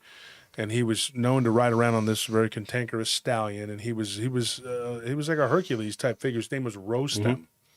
And Yeah. Rostam was, now it's really funny because when you look at the big enemy for Persia, it was Tor, or was it called Turan. And Turan was their big enemy, right? And Yeah. so that was who they were always fighting to the east. Persia was not really concerned with their enemies in the Levant. They had defeated them, they had taken them over, and when they defeated the Babylonians, they gave the Israelites basically a citizenship and allowed them to be a part of their culture, and they were just another member, a vassal state of the Persian Empire. And ultimately, Cyrus he just told them, go home, go, do what you Yeah. want to do. We don't need you here, go. And so they didn't look at Persia as the big bad enemy. They looked at him kind of as a liberator, because they freed them from the yoke of the Babylonians, which was tyrannical and very harsh, and they were not allowing them to practice or worship the way they wanted to. Whereas Persia was like, go ahead, worship how you want, do what you want. We don't care, just as long as Yeah. you pay your tax and you submit troops when we need to go and fight. And so Rostam, looking at him as an example, he was not even technically a Persian. He would have been like Phrygian or something like that. I think he was Phrygian. I'm not 100%, but he would have been like, I think he was from a Phrygian conquest anyway, like from the south, which if you look at a map of where he was from, it would have been like in that region. And so Yeah. when you stop and you go, wow, their big hero wasn't even technically a Persian by birth. He wasn't Persian. So that shows you how accepting they were technically. So that was why it was very tempting for the Greeks to, who were kind of a loose confederation of city-states. They weren't always on each other on the same page. The Persians were able to buy off some of them and say, hey, if you were Algosian, you might say, hey, here's some money. We've already paid the Corinthians. Why don't you just let us in? We're not going to hurt you. We're just going to make you part of what we're doing. And so some of the Greeks were like, sure. And then the Spartans and the Athenians were like, no, we're going to fight you and we're going to win. And then of course they did, and they drove them out anyway. And then finally Alexander went and he faced him. And Alexander, this is a little off topic, but just history for the audience. Alexander knew that they were a 100-nation empire, and he was like, how do you defeat them? Well, they're built in pieces, and not all of them are cohesive. But the Jews were able to exploit that. When they returned to Judea, there was no more Israel. Israel was gone. There was regions, in the Levant, and there was no Lebanon. It was the Phoenician coast or whatever. There were all these different types of areas and the Chaldeans and all these different types of people. And there was Judea in the south. And that was it. That's all that was left. That was the remnants of what was once Israel. And so when they returned, I do believe that they took their beliefs and whatever, going all the way back to the Mesopotamians and then the Sumerians before that, because the Persians did that. The Persians took, and if you read the Shahnameh, if you go back and you read all those different legends and stories, it's the same people. It's Gilgamesh all over again, just in another name and in another time and another whatever. And it's just the Persians took that. And they accepted it, and it was a very big part of Persian culture. And then they mixed their religion, Zoroastrianism, which just kind of melded together with Babylonian, the Babylonian empirical belief, And you see the Israelites, the remnants of them anyway, return to Judea, and then that's when they started writing, their Bible, which to me says, hey, that smacks of. We learned this in captivity. This isn't really something that we were just witnessing from beginning. Well, I don't think that's what happened. Well, but we have two reasons to think that there's more to it than that, and the reason for that is one, in Genesis we see a lot, pre-Egyptian captivity. We see a lot of words that come from the Ugaritic. They're called, they're cognates. We see a lot of Ugaritic and Akkadian loan words. For example, right, Spanish. We think of Spanish as a Latin derivative, but almost a third of Spanish is actually derived from Arabic because of the conflict. While the rest of Europe was, 700 years, Spain was essentially the barrier between the rest of Europe and the Islamic Caliphate. So while the Italians are busy enjoying their their Renaissance and and everything's going on over there, Spain is basically fighting for its life and was. But that's why Spanish has so many of these borrowed Arabic words. Well, in the same way, in Genesis and a lot of the pre-Egyptian stay period, we see a lot of words that come from Ugaritic and Akkadian. Then once you get into the Egyptian period, we see a lot of words that are borrowed from Egyptian, right? So it's definitely an older tradition of their history. But the thing goes back to everyone's kind of talking about the same events from different perspective. But we can see these cognates. And again, we do see a lot of Babylonian words later on. And we tend to forget the script that we consider to be Hebrew is called the Babylonian script. It evolves during the Babylonian captivity. We do have evidences of an earlier script. It's Paleo-Hebrew. And that study's really, really fascinating. That is a definitely older script, and we do find those scripts. That's why it doesn't look like it's borrowed more along the lines of, they're in many ways talking about the same things. They're in the same culture. It's not like they don't know about each other. They do know about each other, which is why certain things keep coming up, right? But they are definitely talking about the same events. And I think that's the bigger truth here, is that our modern culture wants us to look at all of that as if it's nothing more than Spider-Man and Superman is today, right? It's all just fiction and mythology and just people making up stories, right? Mm-hmm. That there were no heroes of old. There were no giants in the land. There were no dragons. There were none of these things.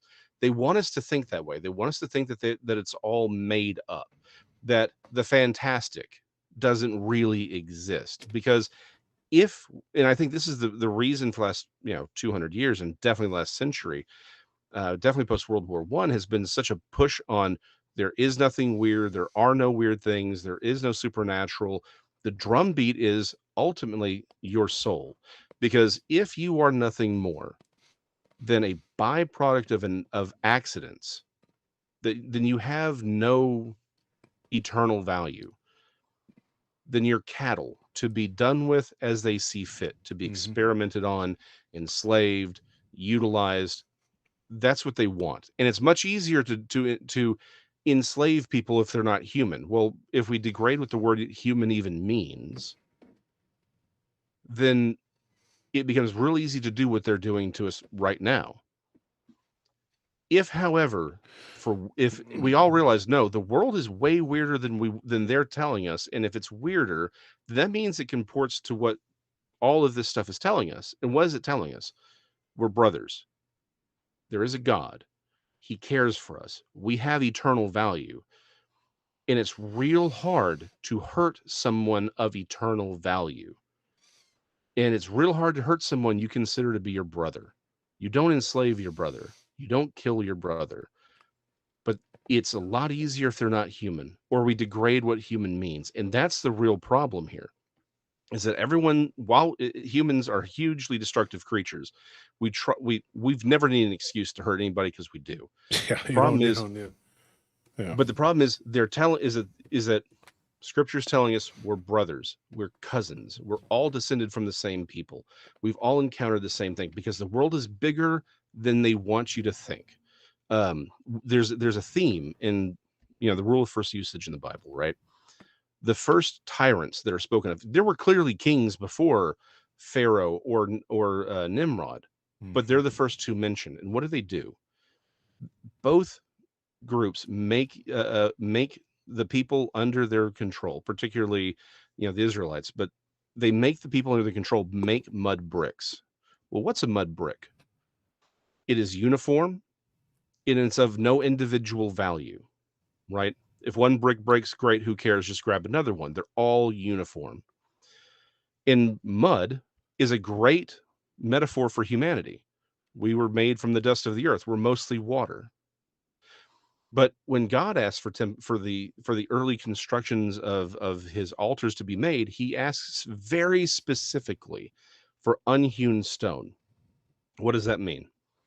Unhewn stone means stone that has not been created by human hands. You pick them up as you find them, and you leave them as is. Well, to do that means it requires what's called dry masonry. And an expert stonemason will have to put them together so they all fit, which means every stone is unique, and every stone becomes really important in the construction of that structure. Dry masonry will last for thousands of years.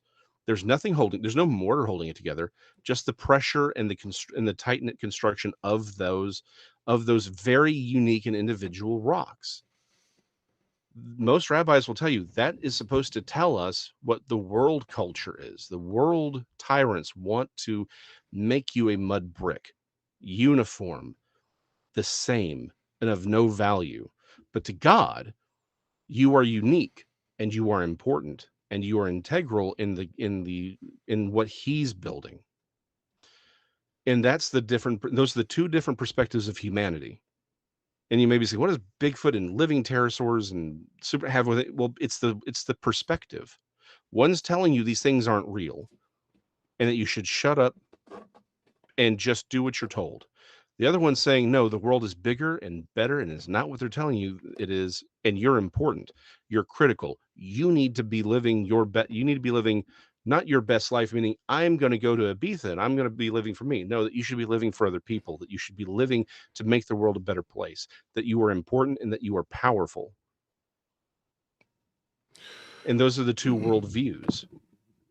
One of the things too that I've discussed on the show is that like the word Hebrew is actually Hebron, which means like outsider, or it could even be more negative and be like invader, or somebody who lives outside the law. And that was what the Egyptians called the Hebrew, and they came from the land of Canaan, which would explain why some of the language, that early Semitic language, it was all scattered, but they had sort of a loose confederation of language. And I thought it odd that when they returned to the land of Canaan, they were like, no, we're different than these people. We're better than these people. We're not these people. But yet that very much was their people. That's where they came from. And they migrated to Egypt for work. I mean, there's stories why, but really and truly, they wanted to leave the deserts so they could, go to the fertile, the Crescent Valley, and there's it's migration like anything else, right? But they overpopulated, and then the Egyptians were like, hey, look, there's too many of these, and they were migrants, they were immigrants, and so they instilled the programs to, and I'm looking at it from a very just pragmatic standpoint, not the story of like, oh, God did all this stuff for us and stuff. Let's just say from pragmatic, and then they were like, well, we left because, there was this amazing exodus and all that. There really is pragmatic reasons for being there and then pragmatic reasons for leaving. I mean, they can say it's because of this and that and whatever. And then, of course, they had a country for a while and then they were taken into captivity. But none of this was documented.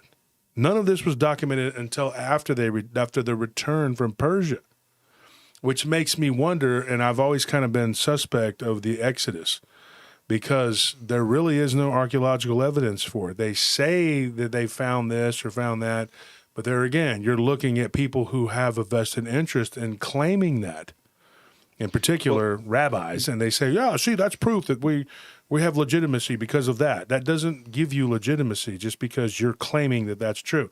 99.9% of scientists are going to agree with whatever the money gives them and tells them to say. They're going to say it. Yeah, which is why the Egyptian government will not recognize any site that gives credence to the Exodus, and others will. Again, the real Jabal El Laws, which is definitely going to be, by my estimation, the real Mount Sinai, is in Arabia, and they have it walled off. They have it protected. It's under armed guard because the Saudi Arabian government doesn't want to give credence to that story, right? So which is kind of odd to me, though, because let's talk Turkey for a second here. Wahhabism, which is the religion of Saudi Arabia, was created. It was a Jewish creation, which is really funny because Saudi Arabia is also very, very close ties to Israel, and they are very good friends with Netanyahu. Not getting geopolitical here, but it doesn't make sense that they wouldn't give it to him because everything that they get really goes through Israel one way or the other. I mean, and then, of course, we have non-aggression treaties with Egypt, which gives them a ton of money because they don't want them trying to fight Israel. And it just, if you stop and you look at it, like from a pragmatic standpoint, just throwing out religion and everything else, you're looking at this from the lens of like, yeah, that's true. Most of the Levant has artifacts and all kinds of, like Ethiopia supposedly has the Ark of the Covenant. Yeah. And they're Jewish. They're black, but they're Jewish. But the Israeli government doesn't really want them there. And they tell a different story. They also have the largest Bible, and it tells a different story. And that's another thing. So you have all these governments, Israel, Saudi Arabia, the Emirates, you have Jordan. Well, none of these are really countries. They weren't countries. They were divided up by Britain, and then you have Egypt, and they all have a different tale to tell. But it depends on the political climate and how they're getting paid, whether or not they agree at that time or they don't agree. It's like it's really, really convoluted, and there's a lot of obfuscation that goes on. But if you really get down and you start studying, and you can pretty much trace back the Bible, the Old Testament, and it does. I mean, the Sumerian texts really do mirror what the Old Testament says, but they predate the Old Testament by a long ways. But then if you let the Hebrew, the Jewish people tell, they said, no, Hebrew was around way before that. No, it was way before that. That's impossible. That is an impossibility. And I'll tell you why I think it's an impossibility, because there was no Hebrew. If you're going back to Abraham, who was Sumerian, he was not a Hebrew. They didn't exist. They didn't exist for another, hundreds of years, 1,000 years even. So you can't say that those people were, and I'm not arguing with you. I'm just saying what I know. Yeah. Well, I mean, So let me again go back to this point. No one's going to argue. No one that I know of that is a serious scholar would argue that Hebrew is younger than Sumerian, right? I mean, yeah, trust me, I know there are rabbis who will say that, and it's like, okay, but like, it's like you can find somebody to say anything, right? So there are people who believe the Bible was written in English, which is why they're King James only. And I'm like, okay. The King James version is the ultimate version, and the Schofield Bible, whatever. You're like, okay, dude, there's people like that. Then how come when I open it, there's English words? Well, explain that, Jason. Yeah, exactly. But the simple fact of the matter is, we have material predating the Babylonian captivity. We do. Mm-hmm. And again, in an earlier version of Hebrew, and it is true Hebrew. However, the problem is we want to make really hard and definitive lines on things. And again, I would never say that there isn't cultural, cross-cultural conversations, because it's clearly in the text, right? Mm-hmm. But the bigger point here is there's reasons to think certain things are much older, from the Bronze Age. The problem is we're not playing with even the entire conversation. The problem is we're not playing with scholars who are being arbiters of truth, and this is my biggest complaint about everything, right? Whether it's history, it's the reason I'm not an archaeologist, because you find the wrong thing, you become a florist. That's not by accident. Mm-hmm.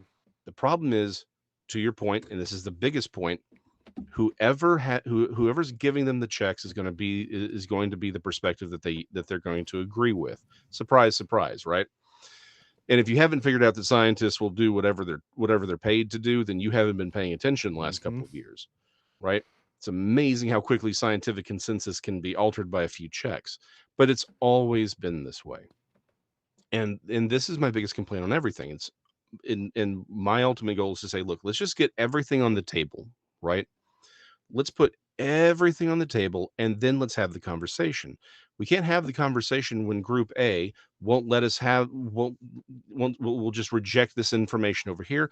Group B rejects this information. Group C is cleaning up all of their reports to fit their worldview and not what actually happens, right? I'm the first one to, one of the things, if you've been listening to Texas Front Porch for a while, you've heard me say folklore is not phenomena, right? To sort of bring it all back here.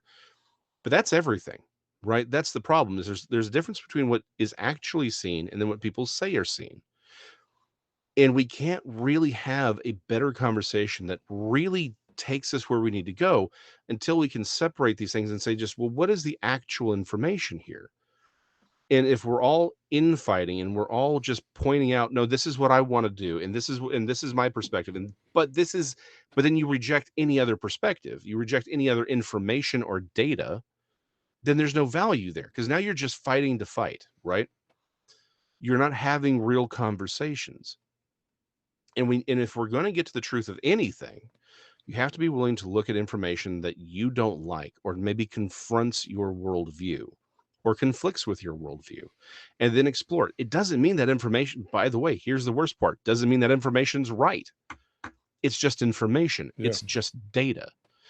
But you have to collect all of the data to have a real conversation here about any of this. And that's my problem, is everyone's busy trying to take stuff off the table. I'm just saying, let's put stuff on the table, let's weigh it, let's measure it, and then let's come to a conclusion here. Let's not just prejudge everything and get it off the table, because that may have, because again, maybe the information is right from a particular perspective, or maybe there's a nuance. Again, everyone wants to make it black and white, but the problem is we're dealing with color. Mm-hmm. And that's and again, that applies to religion, it applies to cryptozoology, it applies to history, it applies to politics, it applies to economics. Everyone wants to make something small enough for them to control. And the problem is, when you do that, you've lost. You're already lost, because you can't. All of these things are too big for the human brain to just control. One of my favorite lines from Watchmen, I do think it was from the comic. It's been 20 years since I read the original, or since I've read the comic.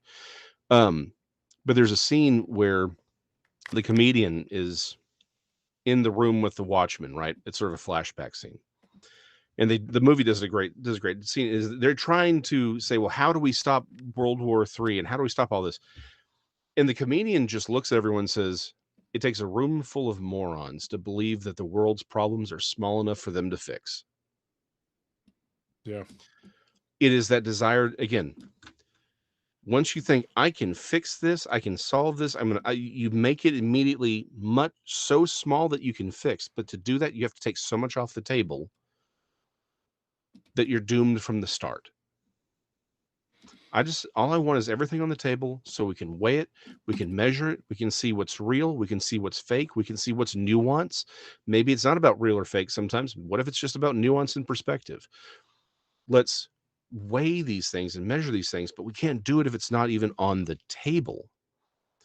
And so much of the conflict that we have today is that it's something that isn't even on the table anymore. To your point, the Coptic Bible probably has more books in it than any of the other Christian traditions. For sure.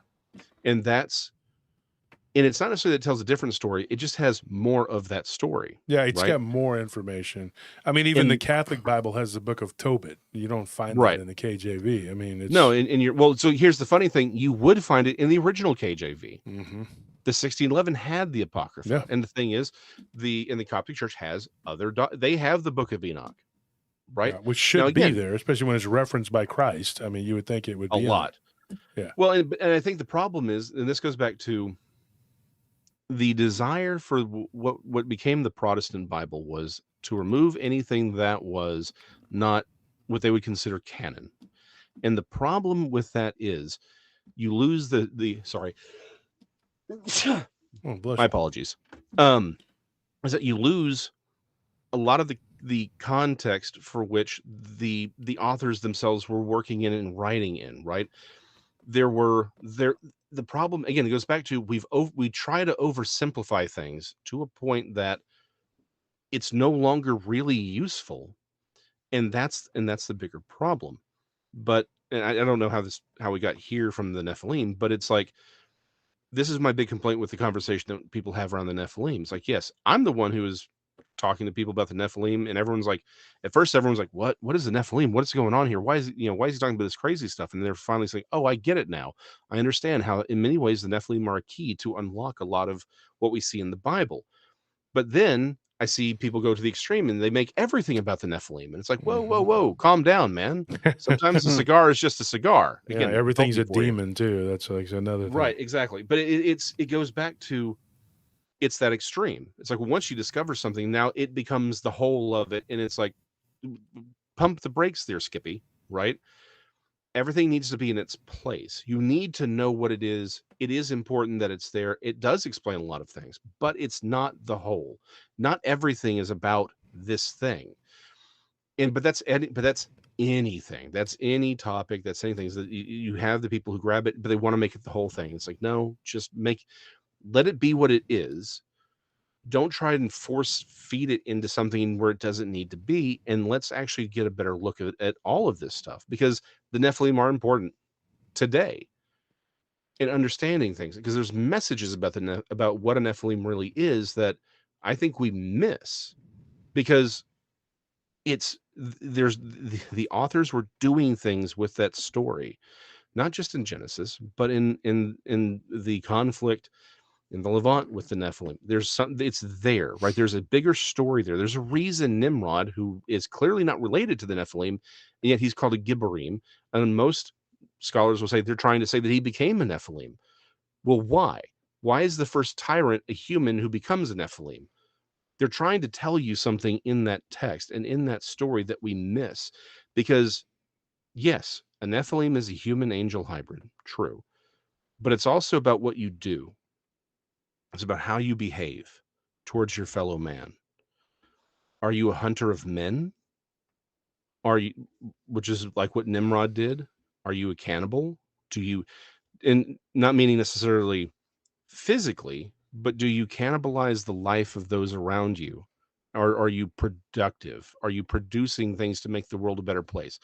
The first question man ever asks God in the Old Testament is, am I my brother's keeper? Mm-hmm. Well, the entirety of the Bible says, yes, you are. And a lot of people are going to be like, yes, amen, absolutely. And then the question becomes, okay, what products are you buying? Right? Are you buying stuff made that it was, where the cobalt was dug up by child slaves in the Congo? Does that bother you? Right? That's in the was what you made, or was what is the phone that you're using, was it made by slave labor in China? Probably was. Mm-hmm. Does that bother you? Right? And again, it goes back to the reason I think we want to simplify a lot of these stories is so we're not accountable to the real message that they're trying to tell us. It's not just trying to give us history. It is giving us history from a perspective, but it's trying to tell us something bigger. It's trying to tell us something more profound, something that you can use in your own life. What are you really fighting for? What are you really living for? What are you seeing in the world around you? Are you okay with the evil in the world around you? Or do you just talk a bit, are you really bothered by the evil, or are you just talking a big game? That is, again, when we simplify things down to the point where it's just black or white, when we lose the nuance, when we lose the meaning of the stories, it allows us to live our lives without asking ourselves the big questions.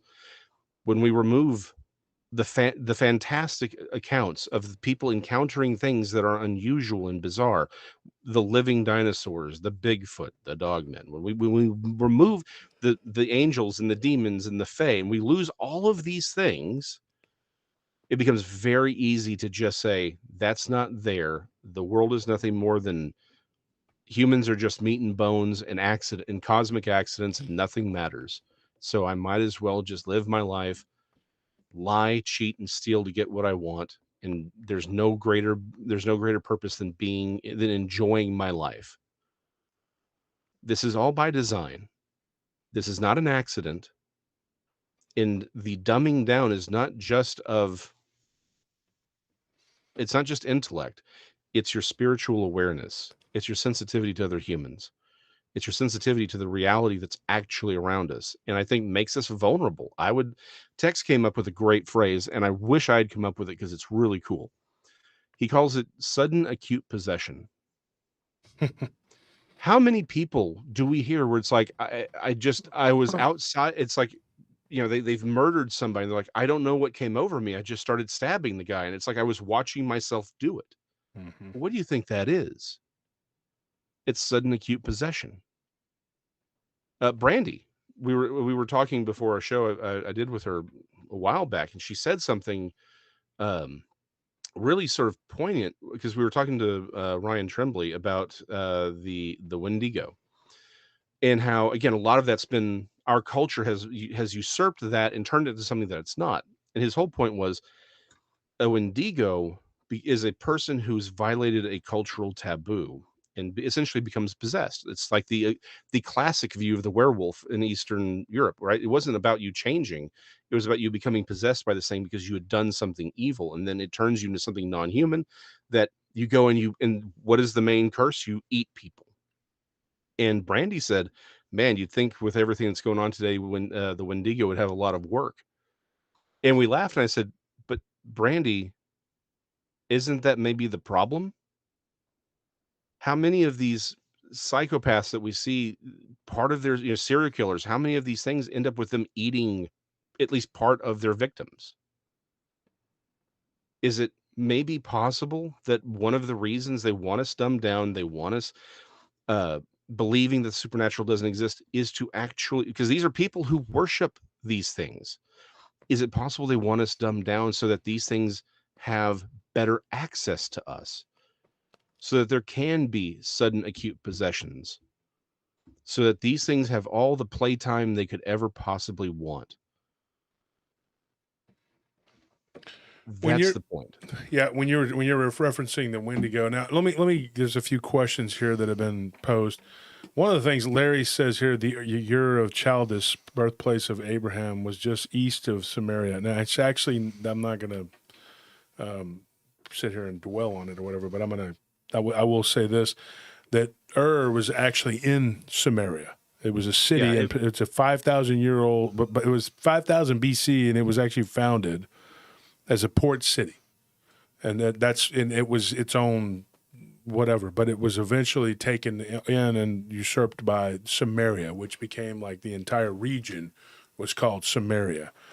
And so, and it encompasses many different, like there's where it's made today, if it was in today's culture, it would encompass like 4 or 5 different countries, and not it's like, it would, essentially all of Iraq, parts of Jordan, parts of part of the Levant, and then up into in north, and even in what we would call Iran today, parts of that as well. The bigger issue. So again, this is one of those things people don't.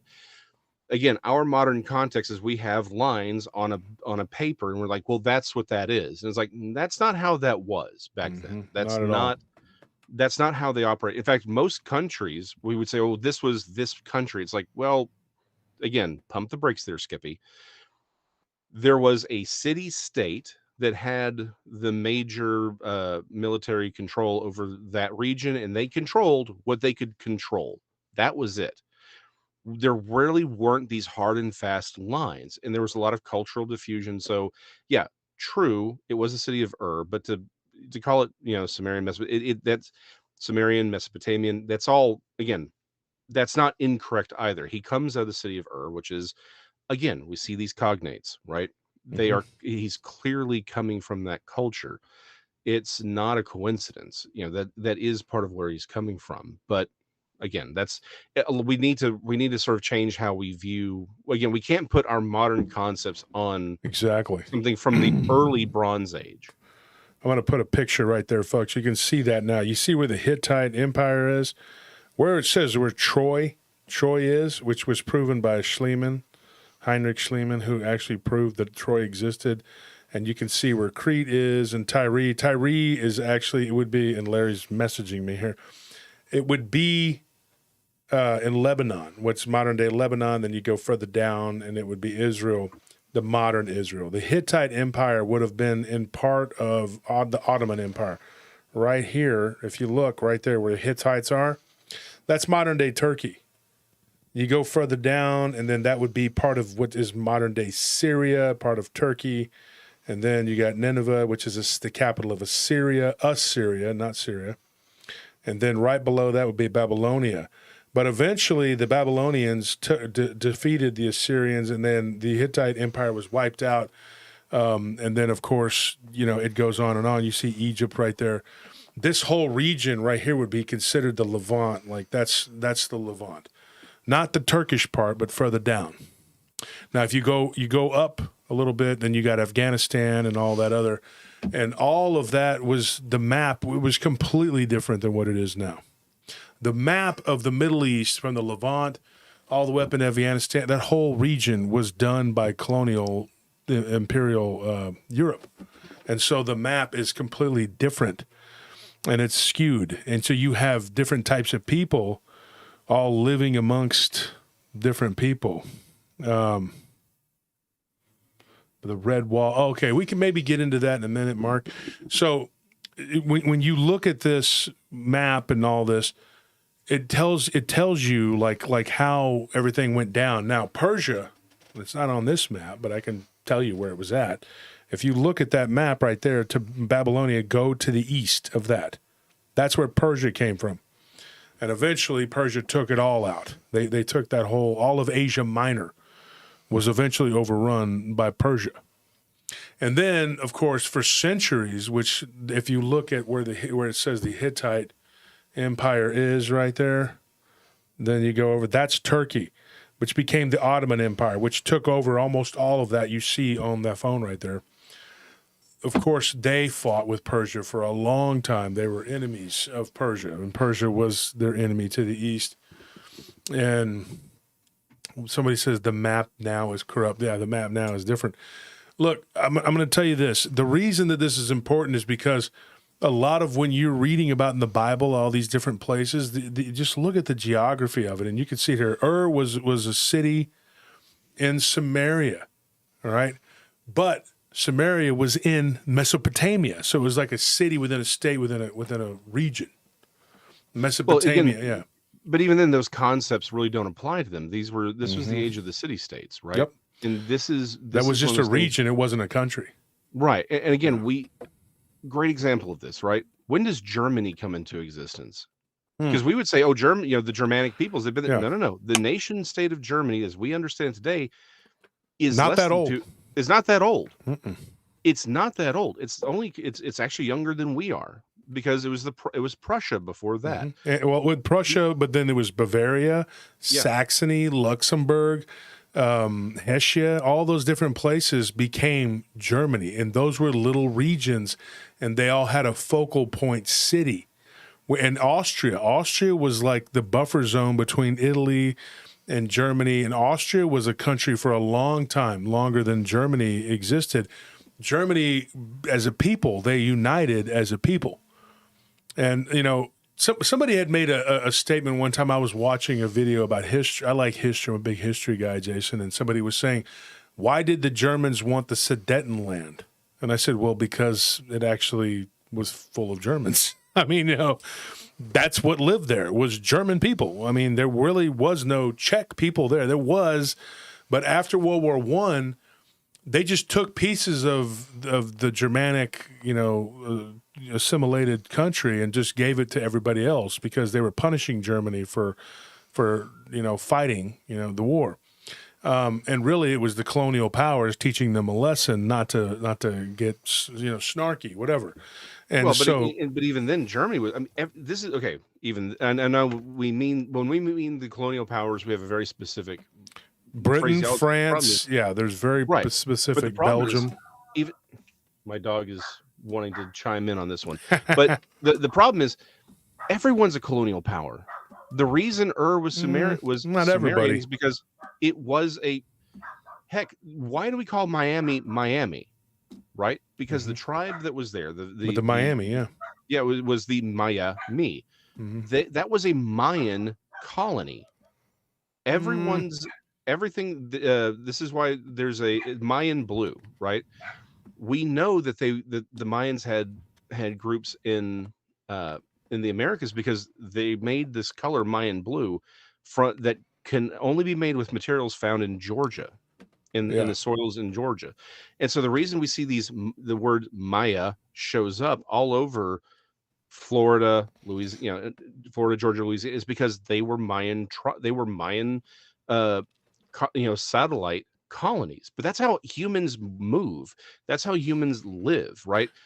Everyone's colonizing everything else. But the bigger point here is the way people live have always lived. There hasn't is these lines on the map, the way we conceive of them is not how everyone was doing things 5,000 years ago.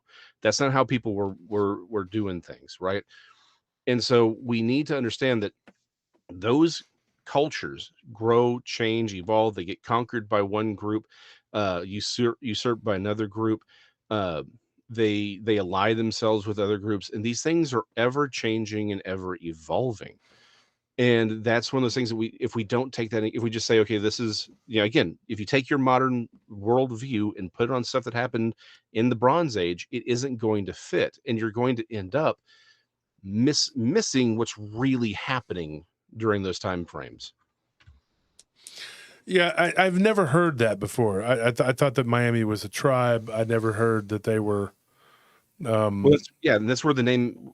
A lot of scholars are looking at this saying, "Hey, the reason this phrase Maya keeps showing up is they were Mayan, they were Mayan offshoots, and we know they had to have had trade with the with North America because of this Mayan blue, right? Specifically, that comes out of Georgia. We've chemically shown that in the same way that we've found float copper from the Americas in the Mediterranean, right? They were going from the Mediterranean in the Bronze Age, what we'd consider the early Bronze Age. The Minoans were going from there to the Americas and bringing back float copper. We can prove this chemically. Now, again, a lot of people don't want to have that conversation because that flies in the face of this nice, neat, boxed in story that they want to sell you. Of how people were stupid back then, and then we just got smarter, and now we have cell phones. That's not It's like, correct at all. that's not how that works. Let me ask you this. There's another theory that's very popular.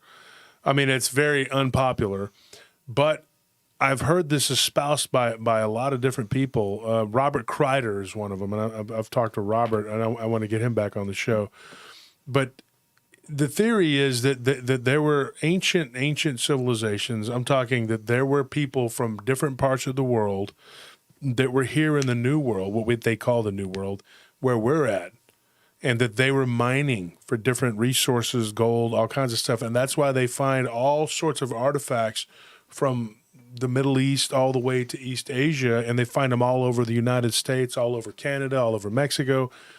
Not just from trade, but I'm talking like, for example, they believe that in Wisconsin, okay, some of these people that are starting to come up with this, and there's a few different people espousing this, and that the Native Americans actually were the descendants of what was left after the Anunnaki pulled up stakes.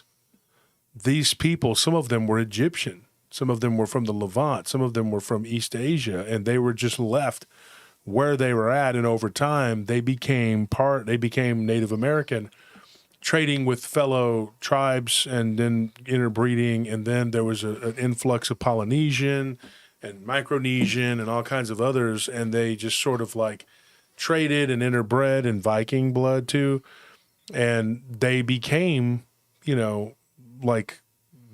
they became a whole different species, but like a race, like I don't know what you would call it. But they were originally from the Anunnaki, and the Anunnaki had picked them up from different parts of the world and just stuck them all together according to their languages and their customs. And they had them basically just, and they became like, natives as we know them today.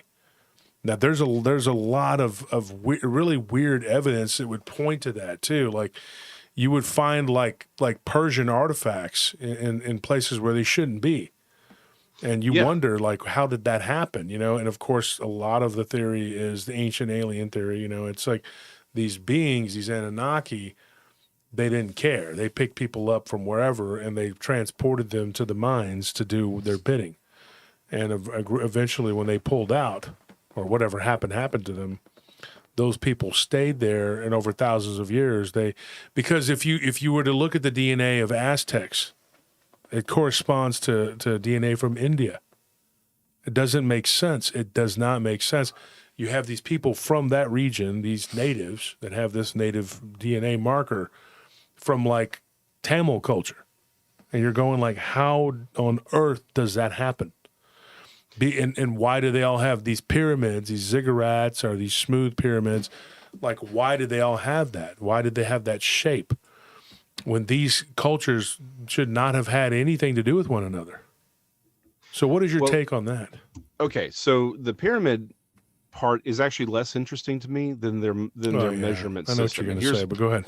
Yeah, it's actually less interesting to me than the measurement system. I just forgot his name. It's going to come to me at like 2:00 in the morning. But Sir Flanders Petrie. He basically created Egyptology.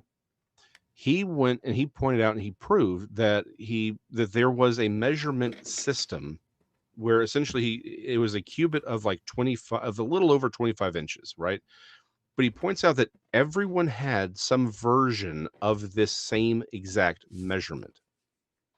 And that, this culture over here, it was just double that. Over here, it's half. But he was able to show that everyone's sort of using this larger, everyone says, oh, cubit, you mean 18 inches. Everyone had a different cubit, right?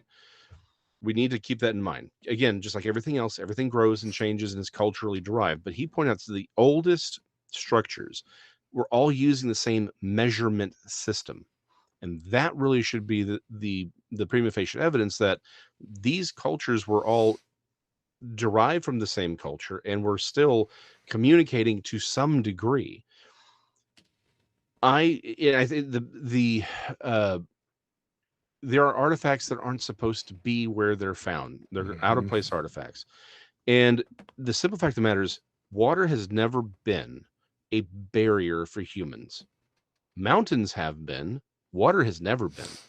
There is, again, Thor Heyerdahl proved with Ra and the Kon-Tiki that, yeah, Bronze Age technology will get you across the Pacific. It will get you across the Atlantic. It'll get you going where you want to go.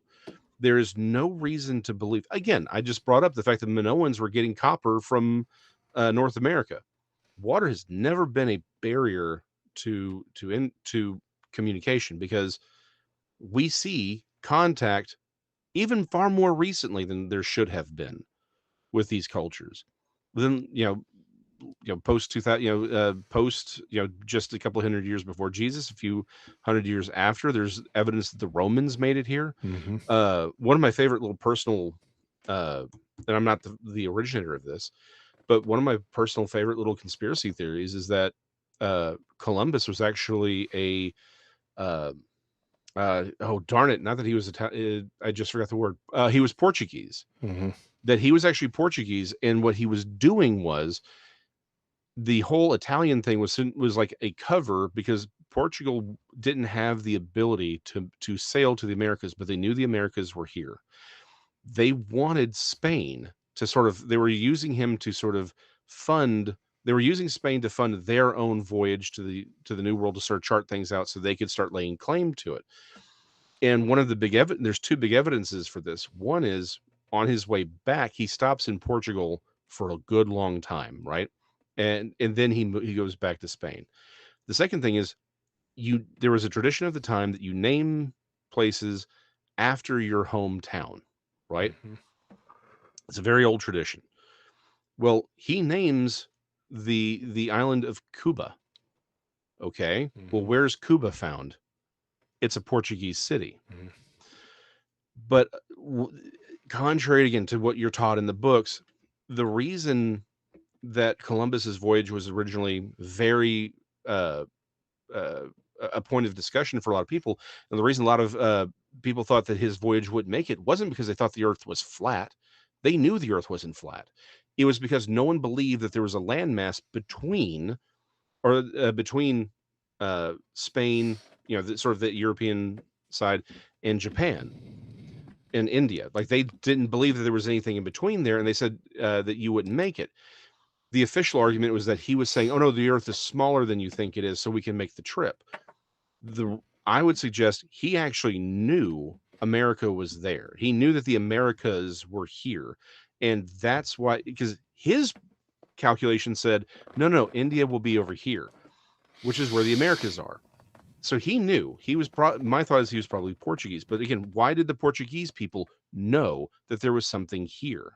And there's other evidences that showed they were there, particularly when there were discussions of divisions with the Catholic Church being, sort of the arbiter between Spain and Portugal. But the simple fact of the matter is, they knew it was here. In fact, it's probably true that a lot of people knew this was all here. The Chinese clearly knew that it was here. The Romans knew it was here. The ancient Celts knew it was here. The Minoans knew it was here. We have evidence of the Hebrews.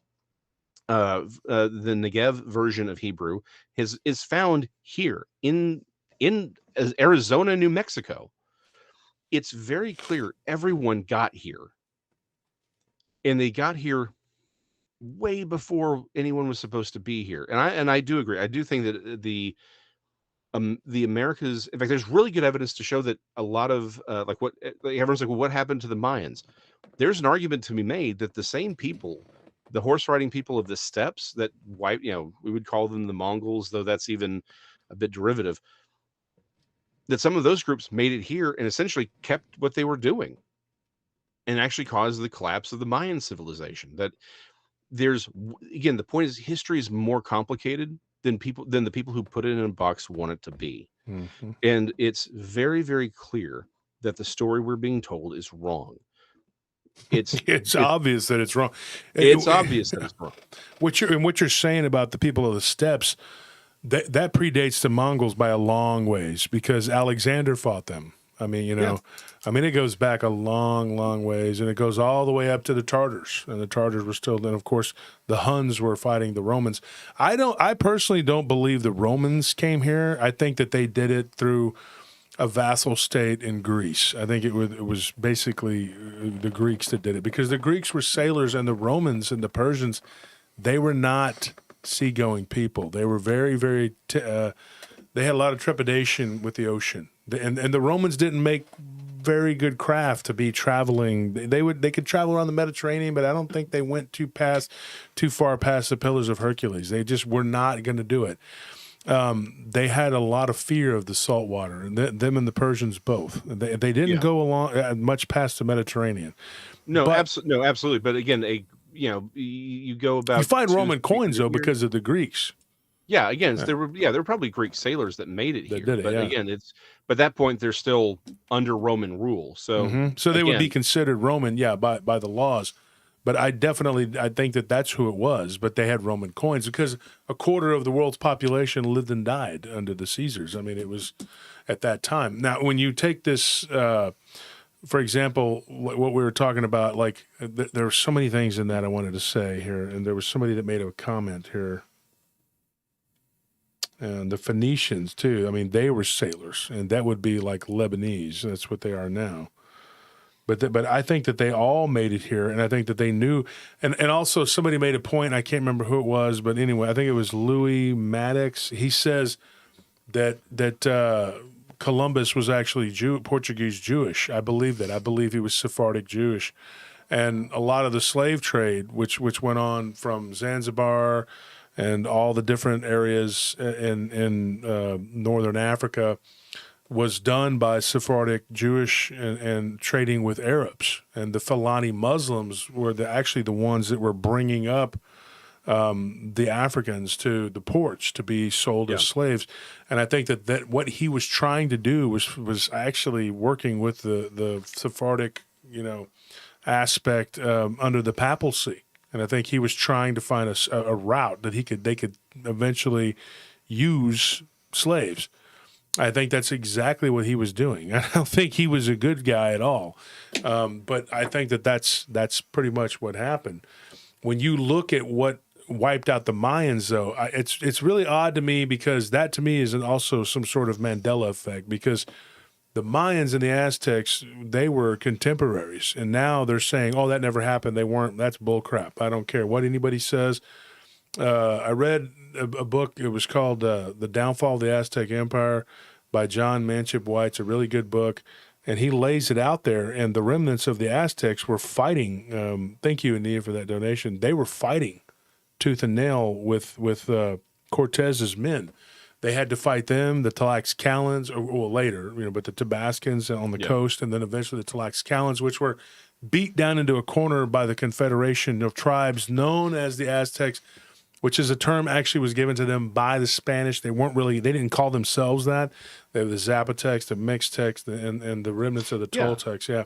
Well, it's like anything else. They were, again, none of these groups were individual. Again, were nations the way we think of them today. Yeah. They were confederations of tribes that had power, that would ally themselves. And someone pointed out, and this is one of those things that, again, modern cultural context, we miss. Because we've grown up in an area of peace with nations, with identities. We tend to think that's how everyone's lived. Yeah, it's not. Post World War II, up until literally the Ukraine war, and again, that depends on if you consider Ukraine, European or not, but let's consider it European. The time period between World War II and Ukraine was the longest period of peace Europe has ever known. Mm-hmm. We don't those of us who've grown up post World War II, we have a very skewed way of viewing humanity. Essentially, everyone throughout time, it was your local tribe, your local village, uh, allied itself with others, right? And and it's like if you called yourself whatever, right? French or English or whatever, it wasn't the idea. You were more of a people group, but you were allied with all of these tribes and chieftains, and just to make life easier, one group would say, okay, that group over there is this, and this group over here is this. It's way more complicated than we want it to be, because again, this goes back to the dumbing things down. To call someone Mayan or Aztec makes sense if you're trying to get the bigger picture here. But we need to understand that when we do those things, we what we mean is a confederation of people groups, smaller tribal people groups that are working together. Again, the Hittite Empire was not, oh, we're all Hittites, right? That's not how they saw themselves. Yeah. It's just we do it to make life easier for us, is what we're doing. But again, we can't put that modern conception on really everyone prior to the last 500 years, because that's just not how people worked. And countries weren't. Rome was never even really fully a country. There were no borders. Like there really wasn't a border. Like you went from one area of Rome, like the Italian peninsula. Okay, for example, once you left the Italian peninsula, it's like, oh, you're outside of Rome. No, you just went into other provinces. Macedonia was a province. Dacia was a province, which Dacia is Romania. And then you just went further to the west. You were in Gaul, Transalpine Gaul, and then you were in the Iberian Peninsula, which is Spain. And you had, Trier, which is in Austria. And then you went up into the Germanic area, and you had province after province after province. There was no end to the Roman Empire, all the way to Hadrian's Wall and Scotland. I mean, that was even considered like Roman territory, but it was not the end. There was no border that said, okay. Now, I guess it could be argued the Teutoburg Forest Massacre set a boundary for the North Central, kind of, and then of course Right. Persia was the check. I guess when they skinned Valerian and hung his. They hung him up in the temple in Persia. That was kind of like, okay, you're not going any further east. Yeah, but that was Persia Persia never succumbed, or never succumbed to the Roman rule. No, but again, the bigger point here is there wasn't just this line, and again, Jesus' birth, right? The Magi, they were coming from what was essentially the Zoroastrians, Persia. Yeah, they were coming from Persia into Roman territory, and nobody had a problem with it. Mm-mm. Like that's one of those things that it's like, well, shouldn't there be this? It's like, no, that's because that's not how people worked or thought or lived. It's like, yeah, they knew they weren't Roman, and Roman laws did not apply to where they came from, but nobody really cared. Again, it isn't the way we conceive it today, and that's the bigger point. We need to stop taking modern concepts and laying them on ancient cultures, or to sort of bring it back to sort of the Fortean world, right? How often do we take our modern conceptions and lay them on older ideas of First Nations people or Buddhism, right? Things that come as in Buddhism. We put these modern conceptions on them. We claim the name, and then we move on. And we're like, yep, no, this is a tulpa. But it's like, well, hold on. But a tulpa in Zen Buddhism is not what you're talking about at all, right? But we claim the name. Here's a great question. We look at the hairy man mythologies of First Nations peoples, right? And we assume they're all talking about Bigfoot or a Sasquatch. And it's like, well, hold on. That's us putting that on that mythology. Hairy man, wild man mythology is all over the world. This is true, but if you get if you narrow in on certain cultures, like, okay, well, that's not really what's happening here. You narrow in on certain cultures here in the Americas, and you're like, well, yeah, it falls in the wild man mythology, sort of genre, but this is not what they're talking about. It's like we're putting these modern concepts on ancient thought, ancient cultures, and we're trying to make them fit our ideas instead of letting them speak for themselves. And that's the bigger problem, because that's what leads to chaos and misunderstanding. Is we're trying to make them fit our conception of the world and our views and our preconceived notions and the perspectives we want to embrace. We're putting it on that instead of letting those cultures speak for themselves, right? People ask me all the time, Jason, you saw a living pterosaur? Yeah. And they say, okay, so you saw a thunderbird. I'll say, well, hold on. When you take the thunderbird cosmological view from the First Nations peoples, and you say, oh, well, that must have been a pterosaur, or that must have been a living teratorn. It's like, well, stop. You're putting that idea on these people and on this conception, because in many ways well, they clearly couldn't have had some high concept. It had to be brought out of nature, so it must have been something weird, and this must be what it is. And we make them fit these things instead of saying, well, hold on, I have no problem calling living pterosaurs thunderbirds per se, but I do have a problem of saying the problem I have is when it's sort of assumed that is what they were referring to. It's like, you don't know that's what they were referring to. You're putting that on them. These are cultures that are worthy of respect and understanding, and they need to be allowed to speak for themselves.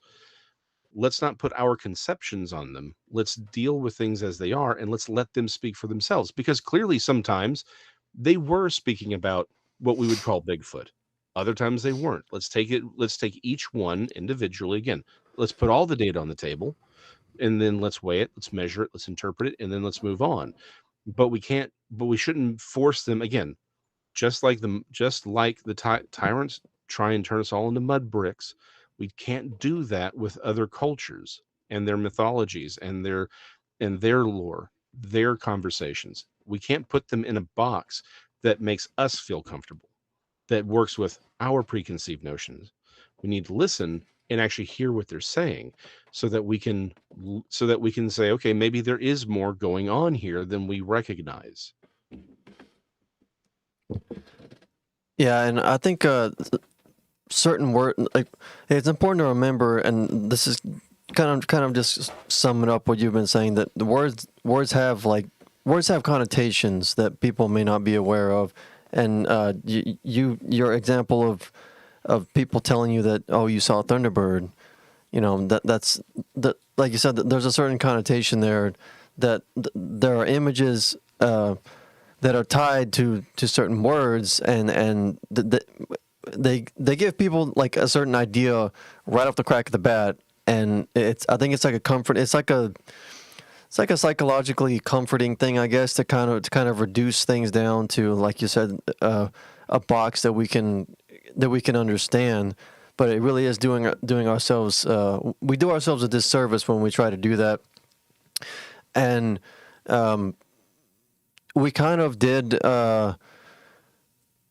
get into that whenever we brought Jerry Williams and Lead Tracker E onto the show, and we let them speak for themselves on some Choctaw beliefs, on like what the origins, on the Choctaw creation myths, and what they believe to be the Sasquatch Bigfoot, and their beliefs are very, very different from the traditional Bigfoot, Dogman, cryptids. They're just like giant animals running around on 2 feet. They're undiscovered species, and the way they believe that these things are, no one else is articulating this. It was very important that they articulated it for themselves, that they spoke up for themselves and brought that perspective to the table, because no one else was going to do it, and no one else can really understand it enough to do it. And I thought that really contributed a lot to, personally, to my attempt at understanding what these things are, where they come from, why they do what they do. And I don't know, it's just I really appreciate like what your perspective of trying to weigh all the perspectives on the table, and trying to understand something before you even entertain the thought of agreeing with or disagreeing with it at all, you know? Well, and this is one of those things where it goes back to, it's not an either or game, right? Exactly. It's like one culture sees something as this, one culture sees something as that. It doesn't mean that either culture is right or wrong. They're just it's just the culture's perspective on what's happening. Again, folklore is not phenomena. Folklore is us dealing with a phenomena, right? It's how a culture perceives a thing, and how it visualizes a thing and understands a thing. It doesn't make it right or wrong. We just have to understand that that's what that is, right? Right. And we need to drop a lot of assumptions. And honestly, this is one of those, again, I'm not one of these people who runs around trying to be a white savior or anything like that, right? But I do see this push in cryptozoology to materialize everything. It's a very classic view. It's like, oh, everything must be an undiscovered animal, right? It can't be that they had a view of the supernatural and this was included. It's like there had to be some physical thing that spawned this story, right?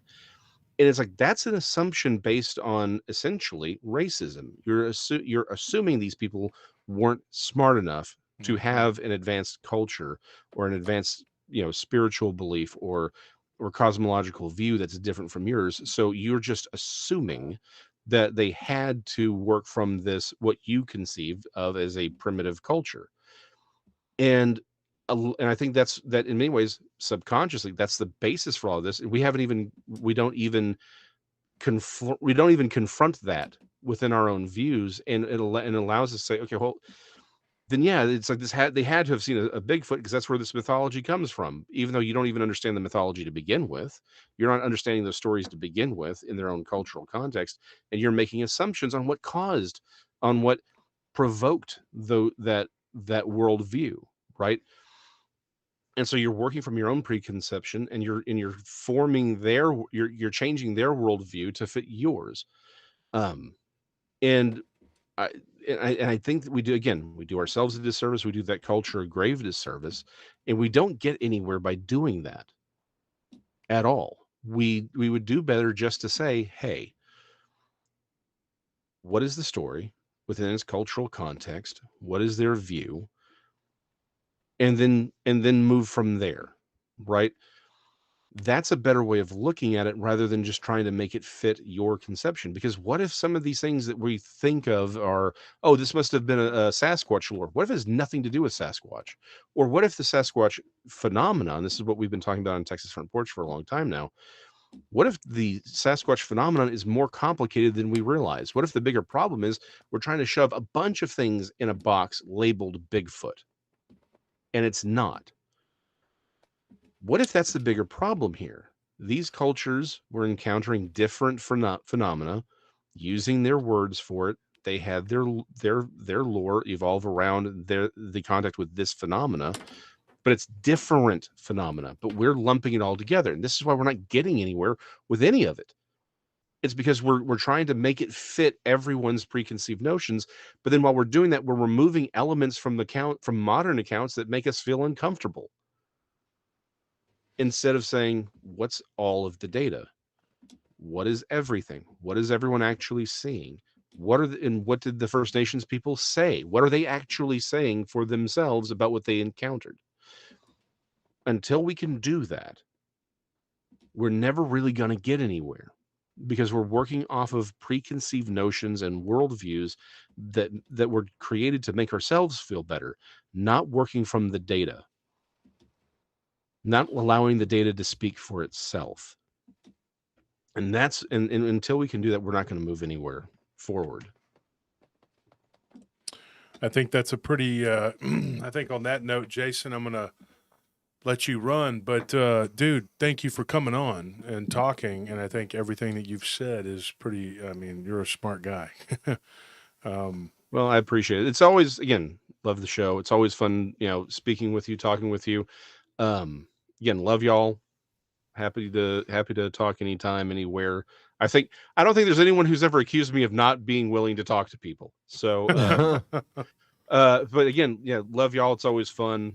And I'm just a guy who draws comics. I'm And you're good at it. We need to get you and record you for like 2 or 3 hours just talking for the podcast, so that the people who are stubborn and don't want to come to the live stream can hear what you have to say, because we have a larger audience outside of YouTube all together. 15 platforms, but for sure we'd like to get you and record with you, and for sure. Oh, well, we'll get you on the calendar, man. Just hit me up. Yeah, man, and we'll do it. And I'm glad you came on. I've been looking forward to this. You are a very knowledgeable guy. You have a lot to say, and it was a pleasure talking to you once again. And I'm glad we could have this conversation. It's been a long time coming, and have in front of everybody. And now you're not doing your show. Come on more often, and and give your opinions on things. I'd like to have you come on recurring. Actually. Oh, well, hey, I appreciate it, man. Again, I'm just a guy who draws comics, but had a wayward childhood. And a few, I did a few things that it's going to sound way more interesting than it really is. But I had a wayward childhood with a lot of documentaries and reading. But yeah, always happy to come on, man. Appreciate y'all a lot.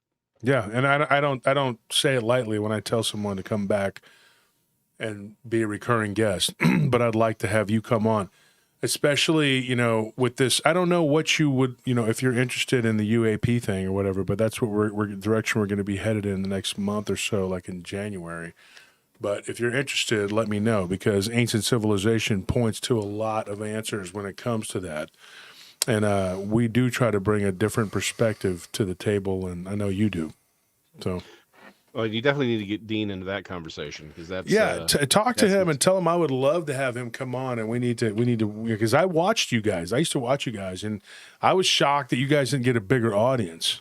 Like, I was really shocked. I would like. Well, I'm just too sexy for a lot of people. That's why this had to be an audio conversation. That's right, and we discussed that, and we were like, no, too sexy.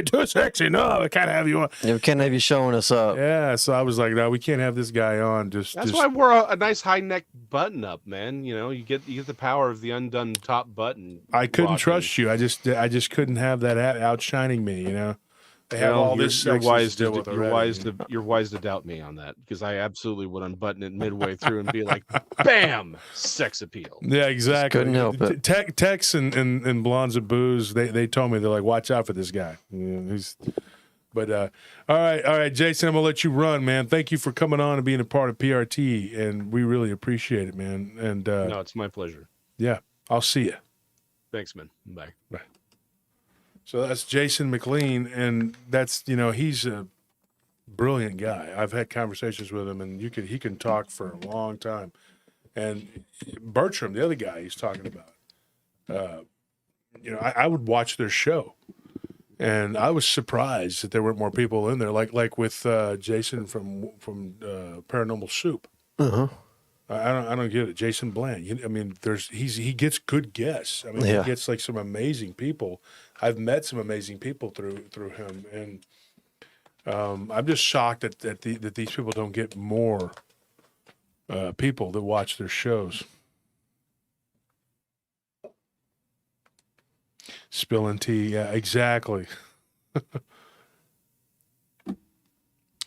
What does that mean? Uneducated airplane pilots. Okay. Well, I guess that's one way to put UAP, but that's not what we're talking about. I call it unidentified alien presence. Most people say it's unidentified aerial phenomena. I don't know. So if we dissect what the conversation was, we barely scratched the surface with Jason.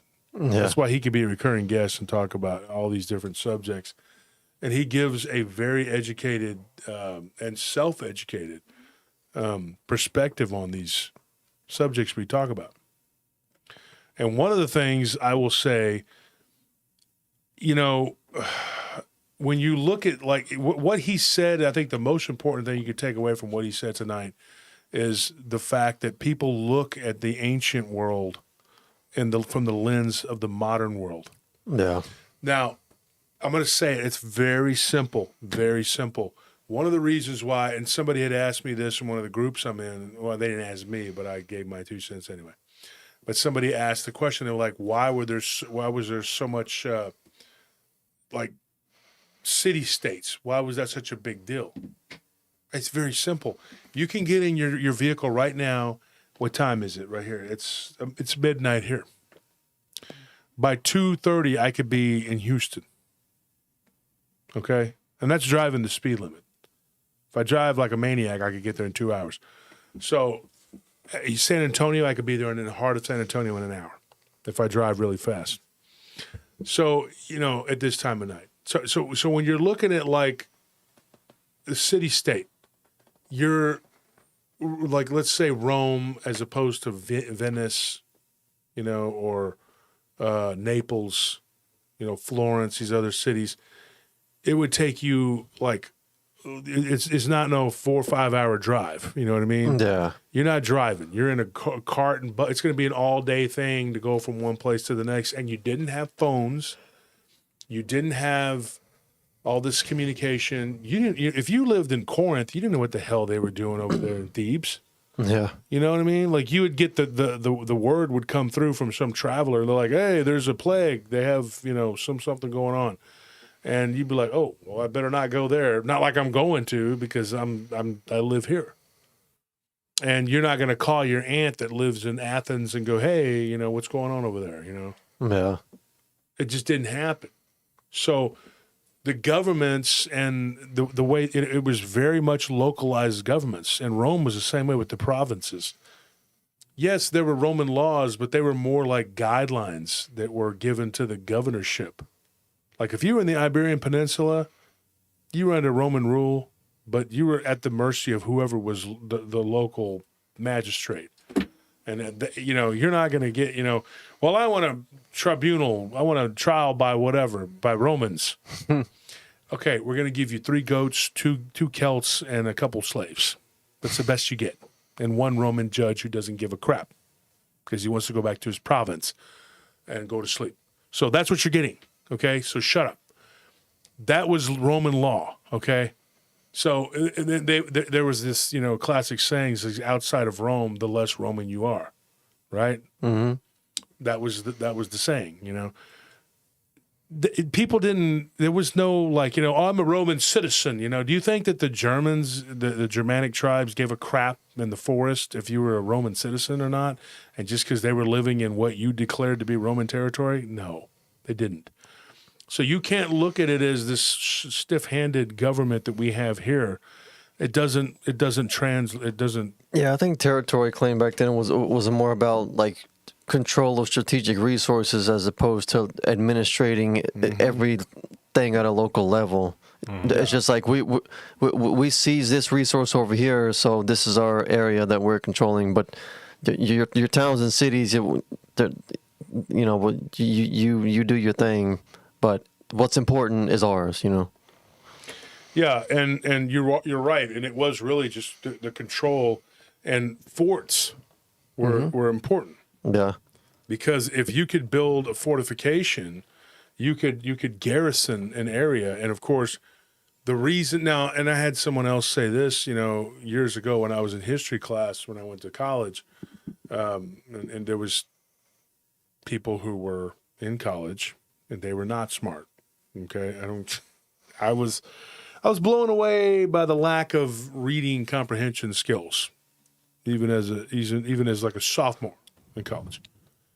You think, how do these people even get through middle school, much less high school, and then freshman in college?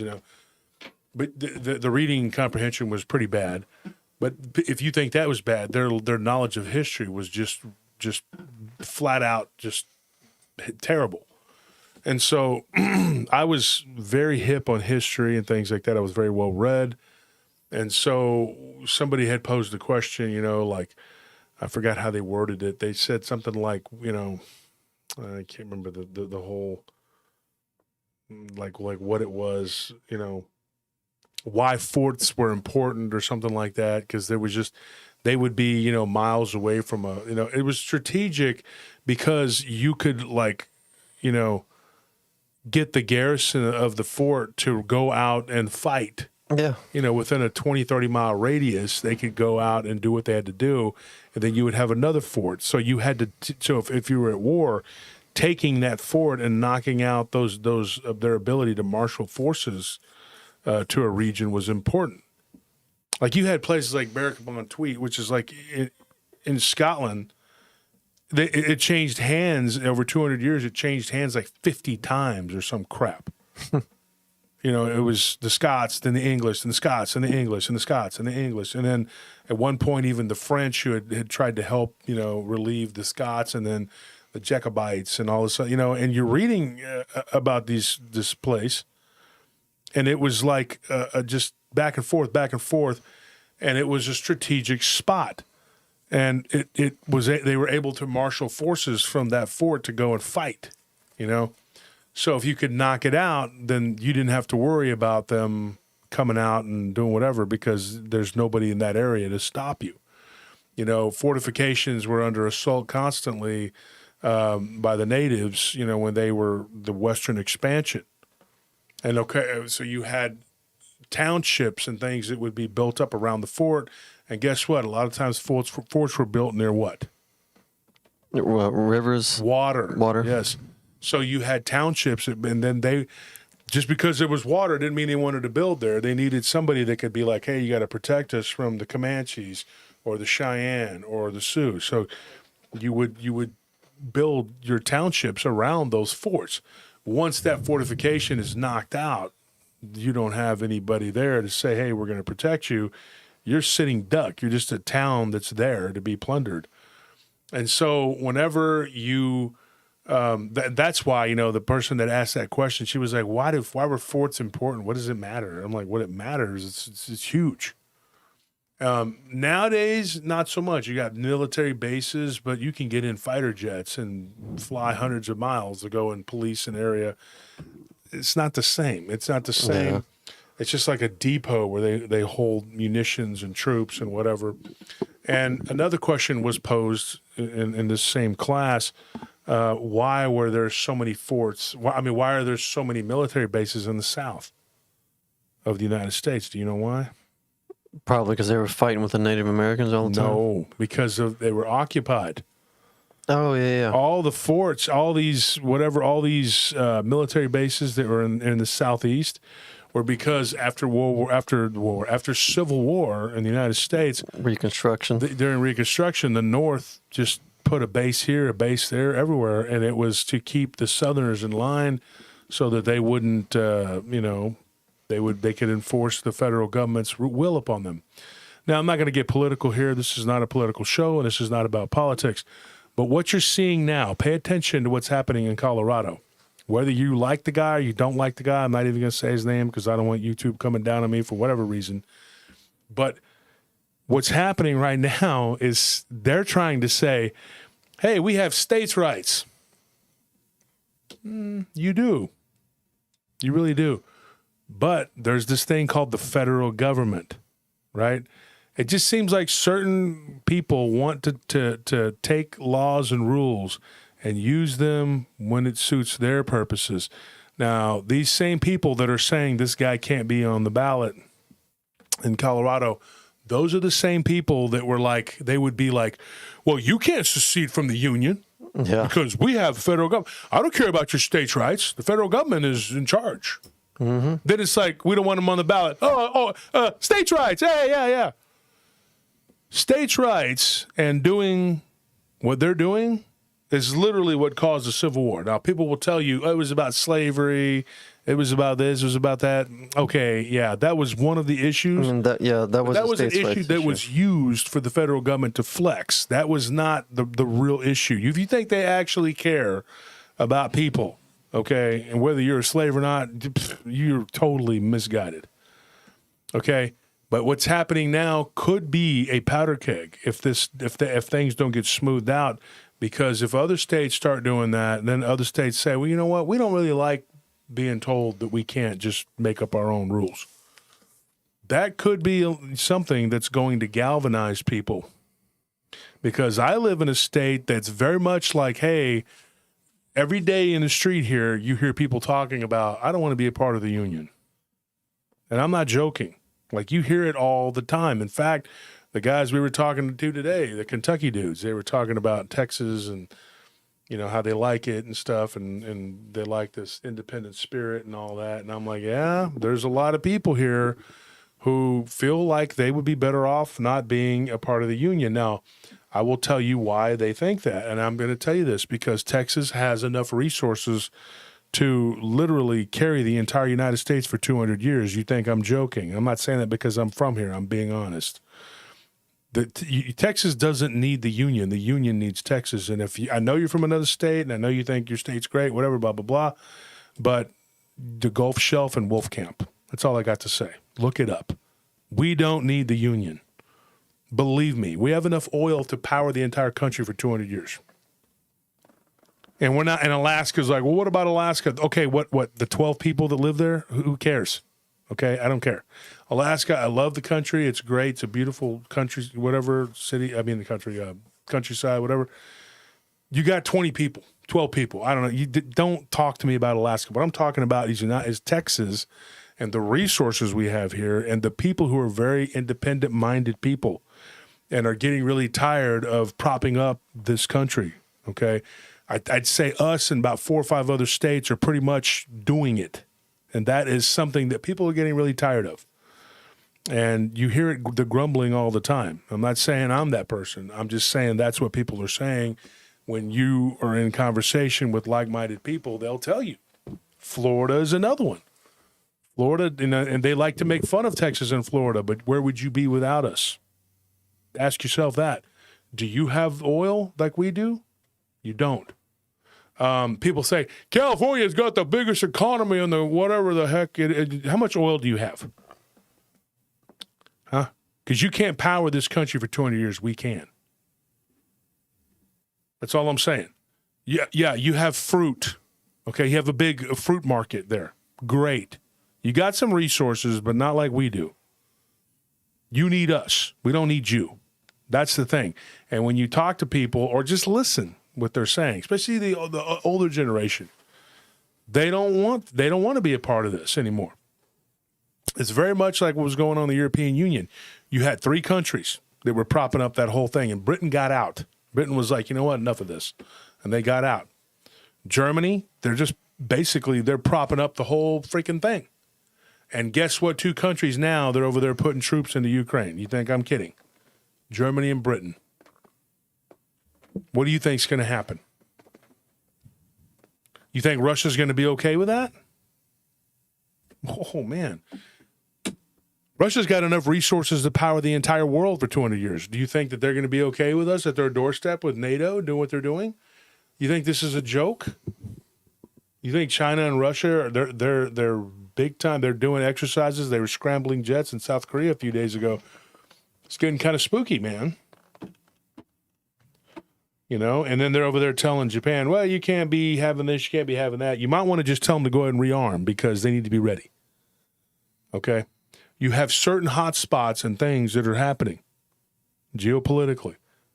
This is something we are now, what are we looking at? The end of the year, we're going to be going to Rumble. Yeah. Okay, we're going to be on Rumble, and we're going to talk about some of this stuff. Now, if you're interested, you're interested. If you're not, if you just want to hear about cryptids and ghosts, that's cool too. I talk about that all the time. But if you want to know what's going on in this world, I'm going to tell you. I'm going to lay it out there. And you're going to hear a lot more from people like Jason McLean. Because where we've been and where we are is going to tell you where we're headed. And I'm going to tell you right now, things don't look good. I'm telling you right now, the United States, it doesn't look good the way things are going. You can't, like, if you were in Chicago right now, why do you think they call it Chirac? There's cities right now where the police don't go. They don't go. I'm telling you. There's a reason why. You can't call a cop here in Austin, and you might get, Tony, you're right here. Mm-hmm. You're on the front lines of this. We have a site right now, folks, down in South Austin. We have 7 guards there. Tell them. Yeah, I mean it's pretty nightmarish out here. I mean, we were talking to Trey earlier today, and I made the joke that Trey Felton, Felton, from Thorndale Meat, yeah. Thorndale Meat, where we got this beautiful cactus that I'm sure you guys saw already. Yeah. But I was telling him, I said, you know, if someone shot a gun, I would get a better response if I called the fire department because I saw the flash of the gun than I would from calling the police department because the gun shot me.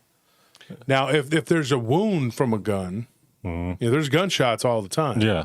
But it has to be that. Like that's the level that it has to be for them to actually be able to take interest, because anything less than that, like they'll arrive, but it's not anything urgent for them. No, because it's a defunded city. Living in a defunded city is a nightmare. Okay, not just for the residents, but everybody who has a business, people who are tourists that come here. Who the heck wants to come here? The green belt's been destroyed by homeless people. You can be mugged, killed, raped, whatever, by a bunch of lunatics, and these are mentally ill people. 6th Street's become a 6th Street is a nightmare. war zone. It was always bad. It was always bad. People say, I don't remember it being that bad. Oh, dude. You didn't work there, okay? If you say that, then you were just a person walking around down there and then see what happened. Or you I just was down avoided there. the bars that it happened in. 6th Street was full of the underworld. Most of those places, money laundering, it just, it was bad. It was always gangsters. It was gangsters dumb. That's all it was. You were an average club goer. You didn't know what was going on behind the scenes in those places. Now, the most of the bad stuff happened inside the clubs. Now it's out in the street. And it's happening right out in the street. Every weekend there's a shooting or a stabbing. There was a guy that stabbed some people, and a guy walking down the street stabbed a guy in the chest because he said the guy was the Antichrist. And he was demanding that the police release him so he could go and kill the real Antichrist. That was like, what? Now it's been about 2 years. Mm-hmm. But, I mean, that happened right in front of a bunch of friends of ours. Some tourist from Pennsylvania. Poor guy, he lived. I mean, he was fine. Luckily, it didn't stab him in the right here. But this is the kind of craziness that's going on down here. And we pretty sure we have about 2 serial killers operating. From the looks of it, they keep finding bodies. Let me tell you something, man. This is crazy stuff that's going on. And then when you call the police, one of our residents, they don't even call the police now. They call us. And the police tell them to call the security. And I know why. The police are just strapped to the gills. So now they're shooting at Barton Creek, and we were there earlier, and they have state troopers walking around. Yeah, patrolling. Because APD doesn't have enough people to help. So they have the state troopers walking around, and they're there, and they mean business. The state troopers here in Texas, the state troopers, they will put a foot in your ass. Yeah, they broke down the riots when they busted out and acting fools. And our mayor was up there like, not doing nothing about it, letting them mistreat the cops and throwing pee and animal urine on them and whatever, and killing animals in front of the courthouse with all this stuff they were doing. The governor was like, okay, you want to play games? Let's play games. He released the state troopers, and they stopped that in like 8 hours. The whole thing was over. Game over. Done deal. Rubber bullets, kicking people all over the place. Days and days of them looting and rioting and whatever, and it was over in a few hours because the state troopers came in and just was like they beat the crap out of them. And I couldn't have been happier. And then they just went back to doing what they were doing. And everybody's like, oh, it's terrible that they did that. Oh. Why? It's terrible they did that because they were burning and looting and destroying everything. When me and my nephew had to literally hold off 30 of them from one of our properties, and we just told them, look, you can't come onto this property because something bad's going to happen. I don't have enough to stop all of you, but I'll stop some of you. That's it, period. There's enough of us here to stop the first ones that decide to be stupid. And they turned and started destroying another business. They didn't mess with our properties. But it was very much the law of the jungle, the Wild West, and you were there, and there was no calling the police. None of us. We were stuck there at a building. And Tony was at his property, and there were a couple of us at each property, and that's it. And you couldn't be afraid. And if something happened to you, then it happened to you. The police were not going to rescue you. There was no one coming to save you. I was fine. I flourished in that environment. Yeah, I mean, pretty much all you had was the patrols. If you had to call someone that they could get through. Yeah, hopefully they could get someone out to you, but that was the most you had. I mean, it was a scary thing, I mean, I'd be lying if I said I wasn't scared. I couldn't show fear. I had people who, I had to protect. I mean, I think during that time, a lot of people were riding the bus, like me, Squirp, and D, and you were telling us, like, yeah, don't wear your uniform on the bus. You weren't on the bus. You had that was just, 3 years ago? I was on the bus for a little bit. 3 years ago? Mm-hmm. You didn't have a vehicle? No, well, I think we were servicing one at the time or something. I don't remember you riding the bus at that time. I thought you had the Escape. Yeah, that's what you were driving. I thought talking about. You might be talking about when they beat up that they almost killed this guy. Yeah, I'm probably thinking. Yeah, that's what I'm messing up, mixing that up. They attacked this guy because he was wearing a uniform. That was when the first stuff started. Yeah. With the BLM and the Antifa. That was before that. But I'm talking about the riots during COVID. That's what I'm talking about, downtown. We saw them carrying animals in cages. You know what they were doing with those animals? They were killing them. And you couldn't take a phone out and video. They were watching. They were hundreds of them everywhere, wearing black uniforms with little communist samurai sickles on their. They were everywhere. And they were walking up to our vehicle and looking in, and it was me and Nellie, and I just told her, I said, just be cool, don't say anything, just don't stare at them, whatever.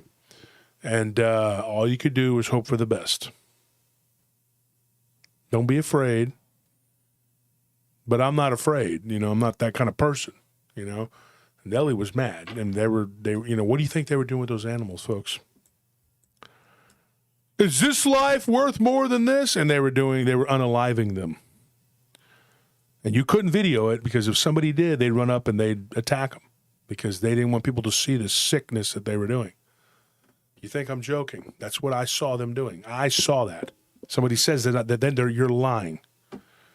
Don't try to tell me. There's already one guy on Facebook trying to argue with me. Yeah, that's not what happened. I was there. I was like, then you weren't paying attention or you were part of it and you're lying about it. That right there is enough to make me not be a part of whatever cause you have. I'm not into communism, first of all, so that excludes me. But doing that to animals, I saw what you did. I watched you all doing your disgusting. How does hurting an animal is going to make people want to follow you? Those animals you could see them in the cages scared to death with these lunatics. It's these people, these protesters, I mean, they don't think correct. Like these Just Stop Oil, getting in front of traffic, and these people they just stop miles and miles of traffic. Like, do you think that's productive? Do you think that's going to make people see that and be like, oh, I need to stop oil? Instead, it'll be like, I'm going to use more oil now just to spite you. How about that? I mean, I don't care what your cause is. You don't take an innocent creature and murder it. You don't hurt people, animals to prove a point. And if something is wrong, well, guess what? The old saying, 2 wrongs don't make a right. I'm going to tell you folks what happened. When they came to my property, I told them point blank what I was going to do.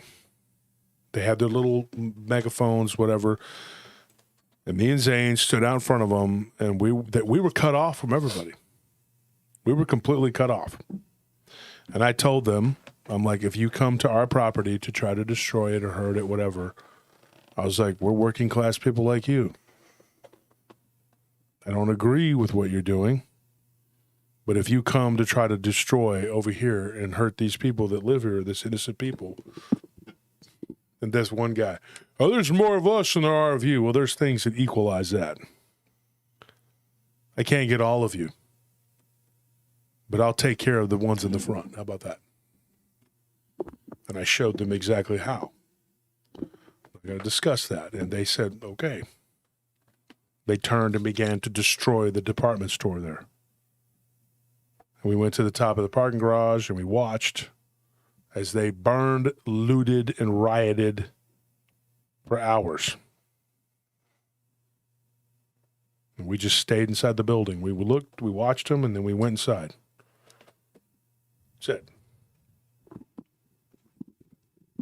You know, I had no desire to be, and if you, at that time, we didn't know what was going to happen. If they were going to come into neighborhoods and start messing around and doing whatever. Let me tell you something. Second Amendment is very important. Because those people were allowed to run amok forever, for weeks, okay? And then other people get shut down real quick and then get prison sentences. You think that's fair? And then all of a sudden, now states' rights are important, right? Well, it wasn't before. Now it is. You're always making jokes. That side's always making jokes about, you know, we won the Civil War, ha, ha, ha. Well, you did, right? And you got federal government in control of everything. It was the federal government, centralized government versus states' rights. But now you want to play states' rights. They always want this double standard. You know, if you can't pick and choose, okay, you take it and you deal with it or you don't. To me, it seems like the left and the right both have these really galvanizing issues that if you are going to be on that side, you have to accept a bunch of crap that you don't agree with, which is why I don't take on the mantle of left or right. The left-right paradigm is a trap, and it's ridiculous. I will say this, and I'm not going to announce it or whatever, but there is one side that I just cannot abide by. The other side has problems, and I don't really like it, but it's like the lesser of two evils. Well, in all seriousness, what can we do to fix this? Voting, I don't know if that's even an issue now, T, because voting doesn't seem to even matter. You know, you can vote, you got one vote. I don't know. That's why a lot of people that I talk to, especially outside of Austin, want to leave. They did a poll a couple years ago. Who was it that did that? It was in the news, and it was just the Austin area that didn't want to leave. Everybody else was like, let's get the hell out of here. You know, but in the Austin people were like, no, man, we don't want to leave the union. Well, of course you don't, because you're not from here. Over 1 million people here in the city proper, and only 10% of them are from Austin. Well, hell yeah, because you're from wherever the hell you're from. You're from Chicago and you're from California and New Jersey. Of course you don't want to leave the union. Whatever nightmare you escaped to come over here. And then you create it and make it into our nightmare. If you left a totalitarian regime, why would you come and try to make a totalitarian regime? I even heard somebody say, I'm really a refugee. We were at the vitamin place. And I'm like, you're a refugee? Yeah, pretty much. I said, then why are you trying to turn it into where you left? This person's not a refugee. Like, they're not an immigrant. Yeah. They're from California. I said, where are you from? I'm like, well, I'm from, should I even say the city? I'm not trying to pick on the city that they're from, Van Nuys. But the point is, I don't have a problem with Van Nuys, but I just said, why would you want it to be that way here? If what you're saying is so bad. Because I heard him complaining. And you're like, well, there just needs to be some changes. I'm like, changes how? That we can't have barbecue smoke that offends you? Because about 3 years ago, they tried to vote that we couldn't barbecue within the city limits. Yeah. I would have killed so many. You're going to move to a state where one of our primary exports to the rest of the union is beef. You don't think people are going to be barbecuing here? And then one of the guys got his yard lit on fire. What do you think is going to happen when you're out there acting a fool to your neighbors who are, You know, I mean, this is the kind of crap that's going on. These are the issues they're worried about. You're not worried about the homeless people who are killing, stealing, destroying, raping. And yeah, that's what they're doing. They're absolutely doing that, folks. That is happening here as we speak. They have destroyed the Greenbelt. You know what the Greenbelt is? Look it up. They destroyed it. They said it's going to take decades to repair. But they don't want to let you publish photos of it. Every day we walk outside and there's homeless people pooping and peeing in the street. Am I joking? No. This is where we're living. Beautiful place before all these bastards came here. I used to like living here.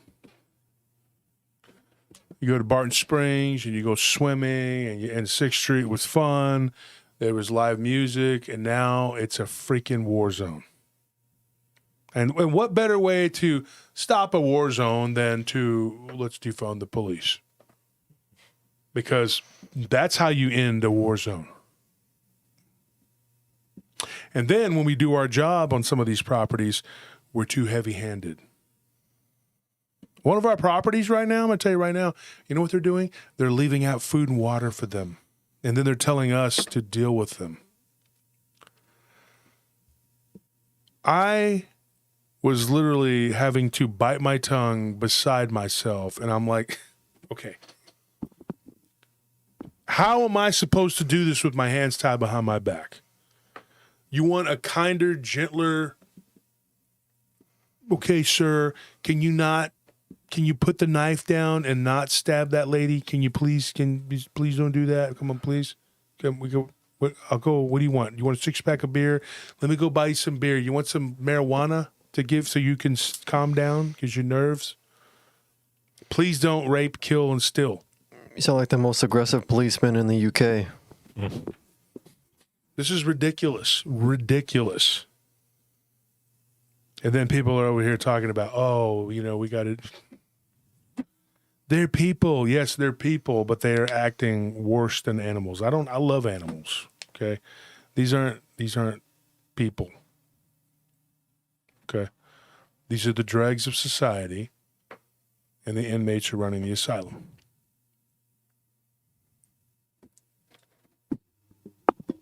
It's ridiculous. And if you don't think that some of these people are demonically possessed, at least obsessed on, they got demons on them. This is a spiritual war that's being played out before our eyes. You know, you talk about people seeing Dogman on the edges of town and things like that. Sometimes I root for the Dogman. It's like, you know, do what you got to do, Dogman, because I'm really tired of this nonsense. You know, I could sit up here and just pretend like it's not happening, but I'd be lying.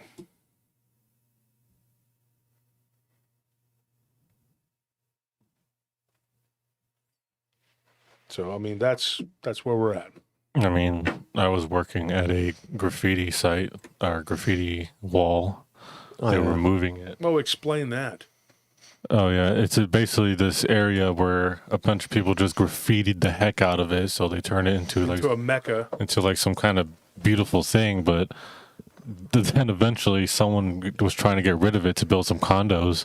So instead of just demolishing the walls like they should have, they for some reason had to preserve the paintings. So they had to cut them out or whatever. So it was a big construction project. But while I was there, I saw a Dallas cop driving past me, and he stopped and he saw me. He said, "Hey, man, so Dallas usually likes to send some troopers up to here so that we can kind of understand how to not handle the homeless situation, and then we can do it better in Dallas." That's true. Yep. Yeah, he told me a Houston cop that said that too. Yeah, remember my cousin Trey was talking the other day, Anthony, where they were doing the exercises. Yeah. And they said that the Houston cops would go. He said that. He said they would go to Austin so that they could like get a feel for like how how ineffective it is, and they don't want their cities to become like ours. Let me tell you something, folks. This is a monument to inefficiency. And what they should do is take these people and round them up and send them outside the city limits. And you're not allowed to come back here. Non-negotiable. You don't come back. If you come back, bad things will happen. Send them to California. You don't come back to the city. And at one time, back in the 90s, I was told that that's what they did. Them in San Antonio, Austin and San Antonio, would take them and drop them off outside the city limits, giving them criminal trespass. You come back, you're committing a felony. Now it's like you can't do anything. You have mayor, the former mayor, the one not now, the one we got now, but the former mayor. I mean, him and that city council guy, I'm not even going to say their names because I don't want to get in trouble, but they literally just turned this into a crap hole. And then they say ridiculous things like, California is a template for the rest of the country. It is? Is that like the Soviet Union was a template for the rest of Europe? Is that what it was? Yeah.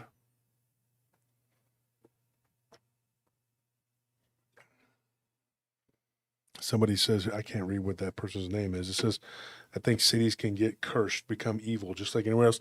Yes, let's talk about that for a minute. My wife had said that she believes that the blight on her home state became that way because of the wickedness and the evil being perpetrated there. Why do you think it's so gross and ugly and always on fire over there? Read Lord of the Rings. Read the books. You remember how or even the movies. It shows how the desolation of the area around the evil. Mm-hmm. You don't think that's what's happening here? We have a site that we call the Wall. And we have guards posted. And you know what it is? There's woods behind this apartment complex that's being built. And you know what they do? They lob fire at us. They take pot shots at us. And they throw feces at us. One of our guards was doing his rounds, and they threw a ball with feces in it. Lobbed it over the wall. This company that we're working for has to pay for multiple guards and build a wall. The cost of doing business is through the roof. In one site, we have 7 guards and cameras all the way around, and we have concertina wire. You don't think this is a war? This is like Hadrian's Wall. I mean, it's like, look that up if you don't know what that is. They're the Scots and we're the Romans, and we just have to sit there and hope they don't come across the wall and try to assault us. And you have to just deal with it. Mm-hmm. And then, if you hurt them, then they could sue you. Right? So while we're having fireballs and feces thrown at us and getting shot at, and we're supposed to just be nice, right? That's what's going to happen? No. And the people we put there, they're not nice. We have to put our toughest guys there that are former military and, you know, guys that have been through the ringer so they can stop these people.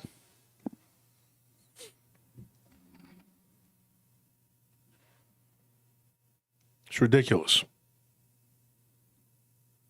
This is ridiculous. This is like Game of Thrones, dude. And we've even nicknamed it that. We call them the Wildlings. Am I lying? No. Yeah, and it's the wall over there. Mm-hmm. They all wear black, too, and we talked about it before. Yeah, we all wear black over there. When I show up, I mean, you know, to go check, I pretty much wear black because you have to blend in because, you know, you need to not be seen, especially at night where these people can take shots at you. And you go and visit these people that are working there, and they're working these long hours, and we've kind of jokingly started calling them the Crows because that's what it is. It's Game of Thrones. You know, it's crazy. And so we have to, pray for these people. Pray for the people that work there. Pray for my guards that have to go through this. There's 4 of them over there tonight dealing with this nuts, this ridiculousness. And we're only guarding 2 buildings, and we weren't supposed to guard the top, and now there's over the top building. We have to have a person perched up there because we weren't supposed to be watching those buildings, but guess what? They got hit. Because we weren't watching them. Because we weren't watching them, even though we were told we weren't supposed to. Now we're supposed to. That's one property. And on another property, there's another place right downtown that has a wall there. Scorpion is the head of security there. And he's by himself. And his shift, he's by himself. Mm-hmm. So we have 2 people working there. And on his shift, he's by himself. At night, there's 2 people. And they have dug under the fence. They've tore, and then they dug it out first, and then they tore it out. And so now they come and go through their camp. They have an encampment where the police told us they estimate there's probably about 30, 40 people there. So you have 2 guards versus 30 people. Maybe more. Most recently, they stole a double-decker bus at the neighboring property. So it's constant warfare over there, too. And then we have another one on the east side. And there are homeless. There's a homeless encampment right there, and they have a pack of dogs who they have sicked on our guards there. Chased our guards back to their vehicles while they're doing their rounds. Bit one of our guards. Yeah, joy, isn't it? A lot of fun. Yeah. Our patrol vehicles getting hit with bricks and getting things thrown at them while they're doing their jobs in certain areas. I mean, it's not the whole city's not like that. The whole city's not like that, but certain areas are. You know, you might go through a certain neighborhood and get shot at. Pretty ridiculous. But this is what happens when you defund the police. I think it's one of the most ridiculous things I've ever seen in my life. I mean, in Austin, there's some really, really beautiful places still to this day. Places that they're not touched by all this. But those aren't the places where we do the security. We're doing the security in places that are affected by this crap. So that's what you get. It is like full-on war between the forces of law and the forces of chaos. And the forces of chaos, the shock troops in this war, are homeless people. You can't trust a homeless person standing on the corner if you try to give them money or help them or do anything like that. You don't know what they're going to do. They may try to get in the car with you. They may try to go up. They've spit at me and my wife. They've thrown dirty diapers at us, all kinds of stuff, jugs of urine. And during COVID, you don't want that. You just got to go and stand in the corner, sit on the corner, waiting for the light to change, and you're just like, oh, man. And then it's a nightmare. Imagine being a single woman or being a woman by herself. Maybe she's married, maybe she's not. I don't like my wife driving around the inner city, and y'all know this. Oh, yeah. They've tried to mess with all of us. Now, I'm a different story. I mean, you mess with me, don't mess with me. I mess back. That's me. But these guys, they're not real big, strong guys. They're probably stronger than the average. Anthony's definitely stronger than the average person, but you're by yourself. You're not overly imposing. I had enough one day, and I got out of my truck, and there were 3 of them, and I was like, there's me, and there's 3 of y'all. Don't you think you're going to lose? You're outnumbered. And I was ready, and I was very aggravated. Luckily for me, they were all like, calm down, big guy. I was like, get the hell away from my truck. Okay? Before you become an ornament. Not in the mood. And sometimes somebody has to step up and just do what they have to do. That didn't happen that day. They walked off. They went back under their bridge. But don't come up talking trash and sling your squeegee at me or whatever you got to do. That's very frustrating. You can't do anything.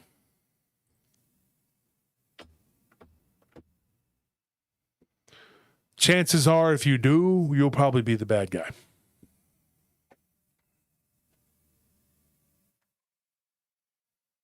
So you tell me what the answer is.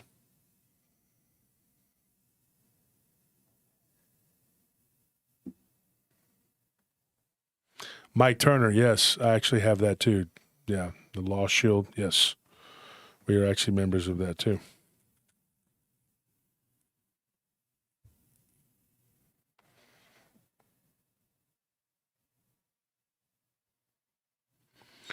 So, you know,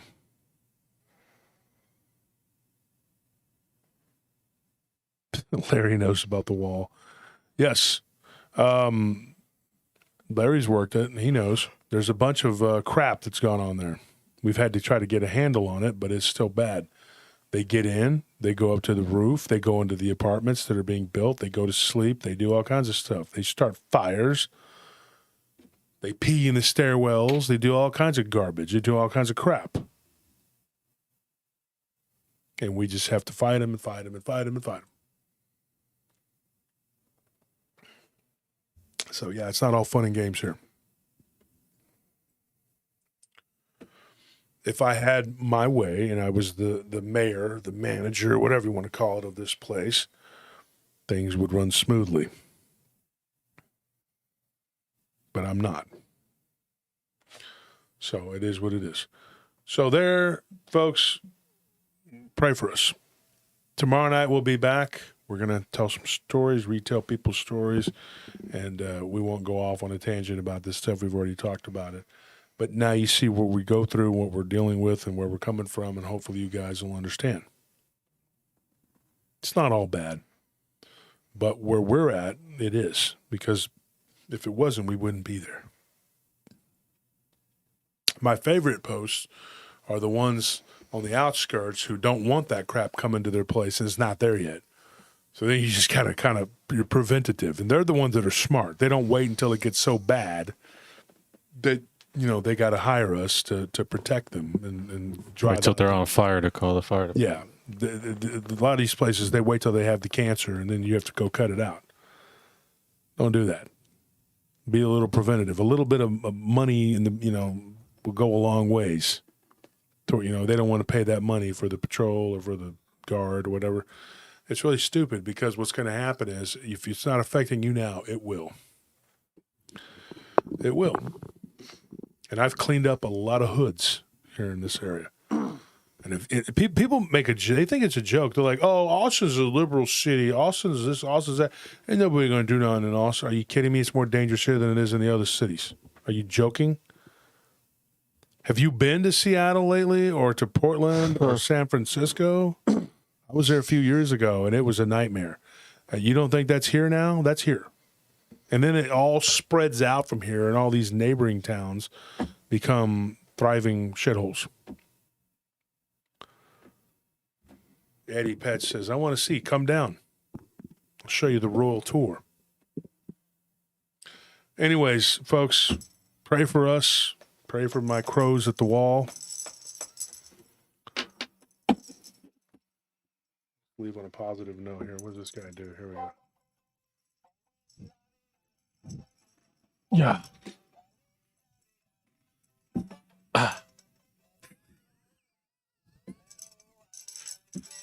There you go. Oh, no wish. All right. What should we name this guy? Cacti? All right, Cacti. All right, folks. Good night. We love you. Thank you for everybody who donated and helped out. I know it's so close to Christmas and people are broke because they've got to pay for Christmas and all that. But you guys still helped out and you came through, and I appreciate it, man. It means a lot, and it enables us to be able to do what we got to do. And thank you to our special guest on my shirt, Janice. Thank you, Janice, for being on my shirt. And thank you to AI for always being there to make our day worse any chance you can get. And to Choky and Swampy for your curses. And thank you for them pretending to be Christians and doing Bible study when you're really throwing curses at people. I'll see you guys later, guys. All right? All right. Bye. Oh, and if you don't like the talks or whatever, just watch the hour-long specials. Don't check out the live stream, okay? We don't want to hear you complaining and throwing barbs and talking about the show on your comments because you're just going to get banned, kicked out, okay? We have 8 people that go through there, and any one of them is going to kick you off, and so don't waste your time of your negativity.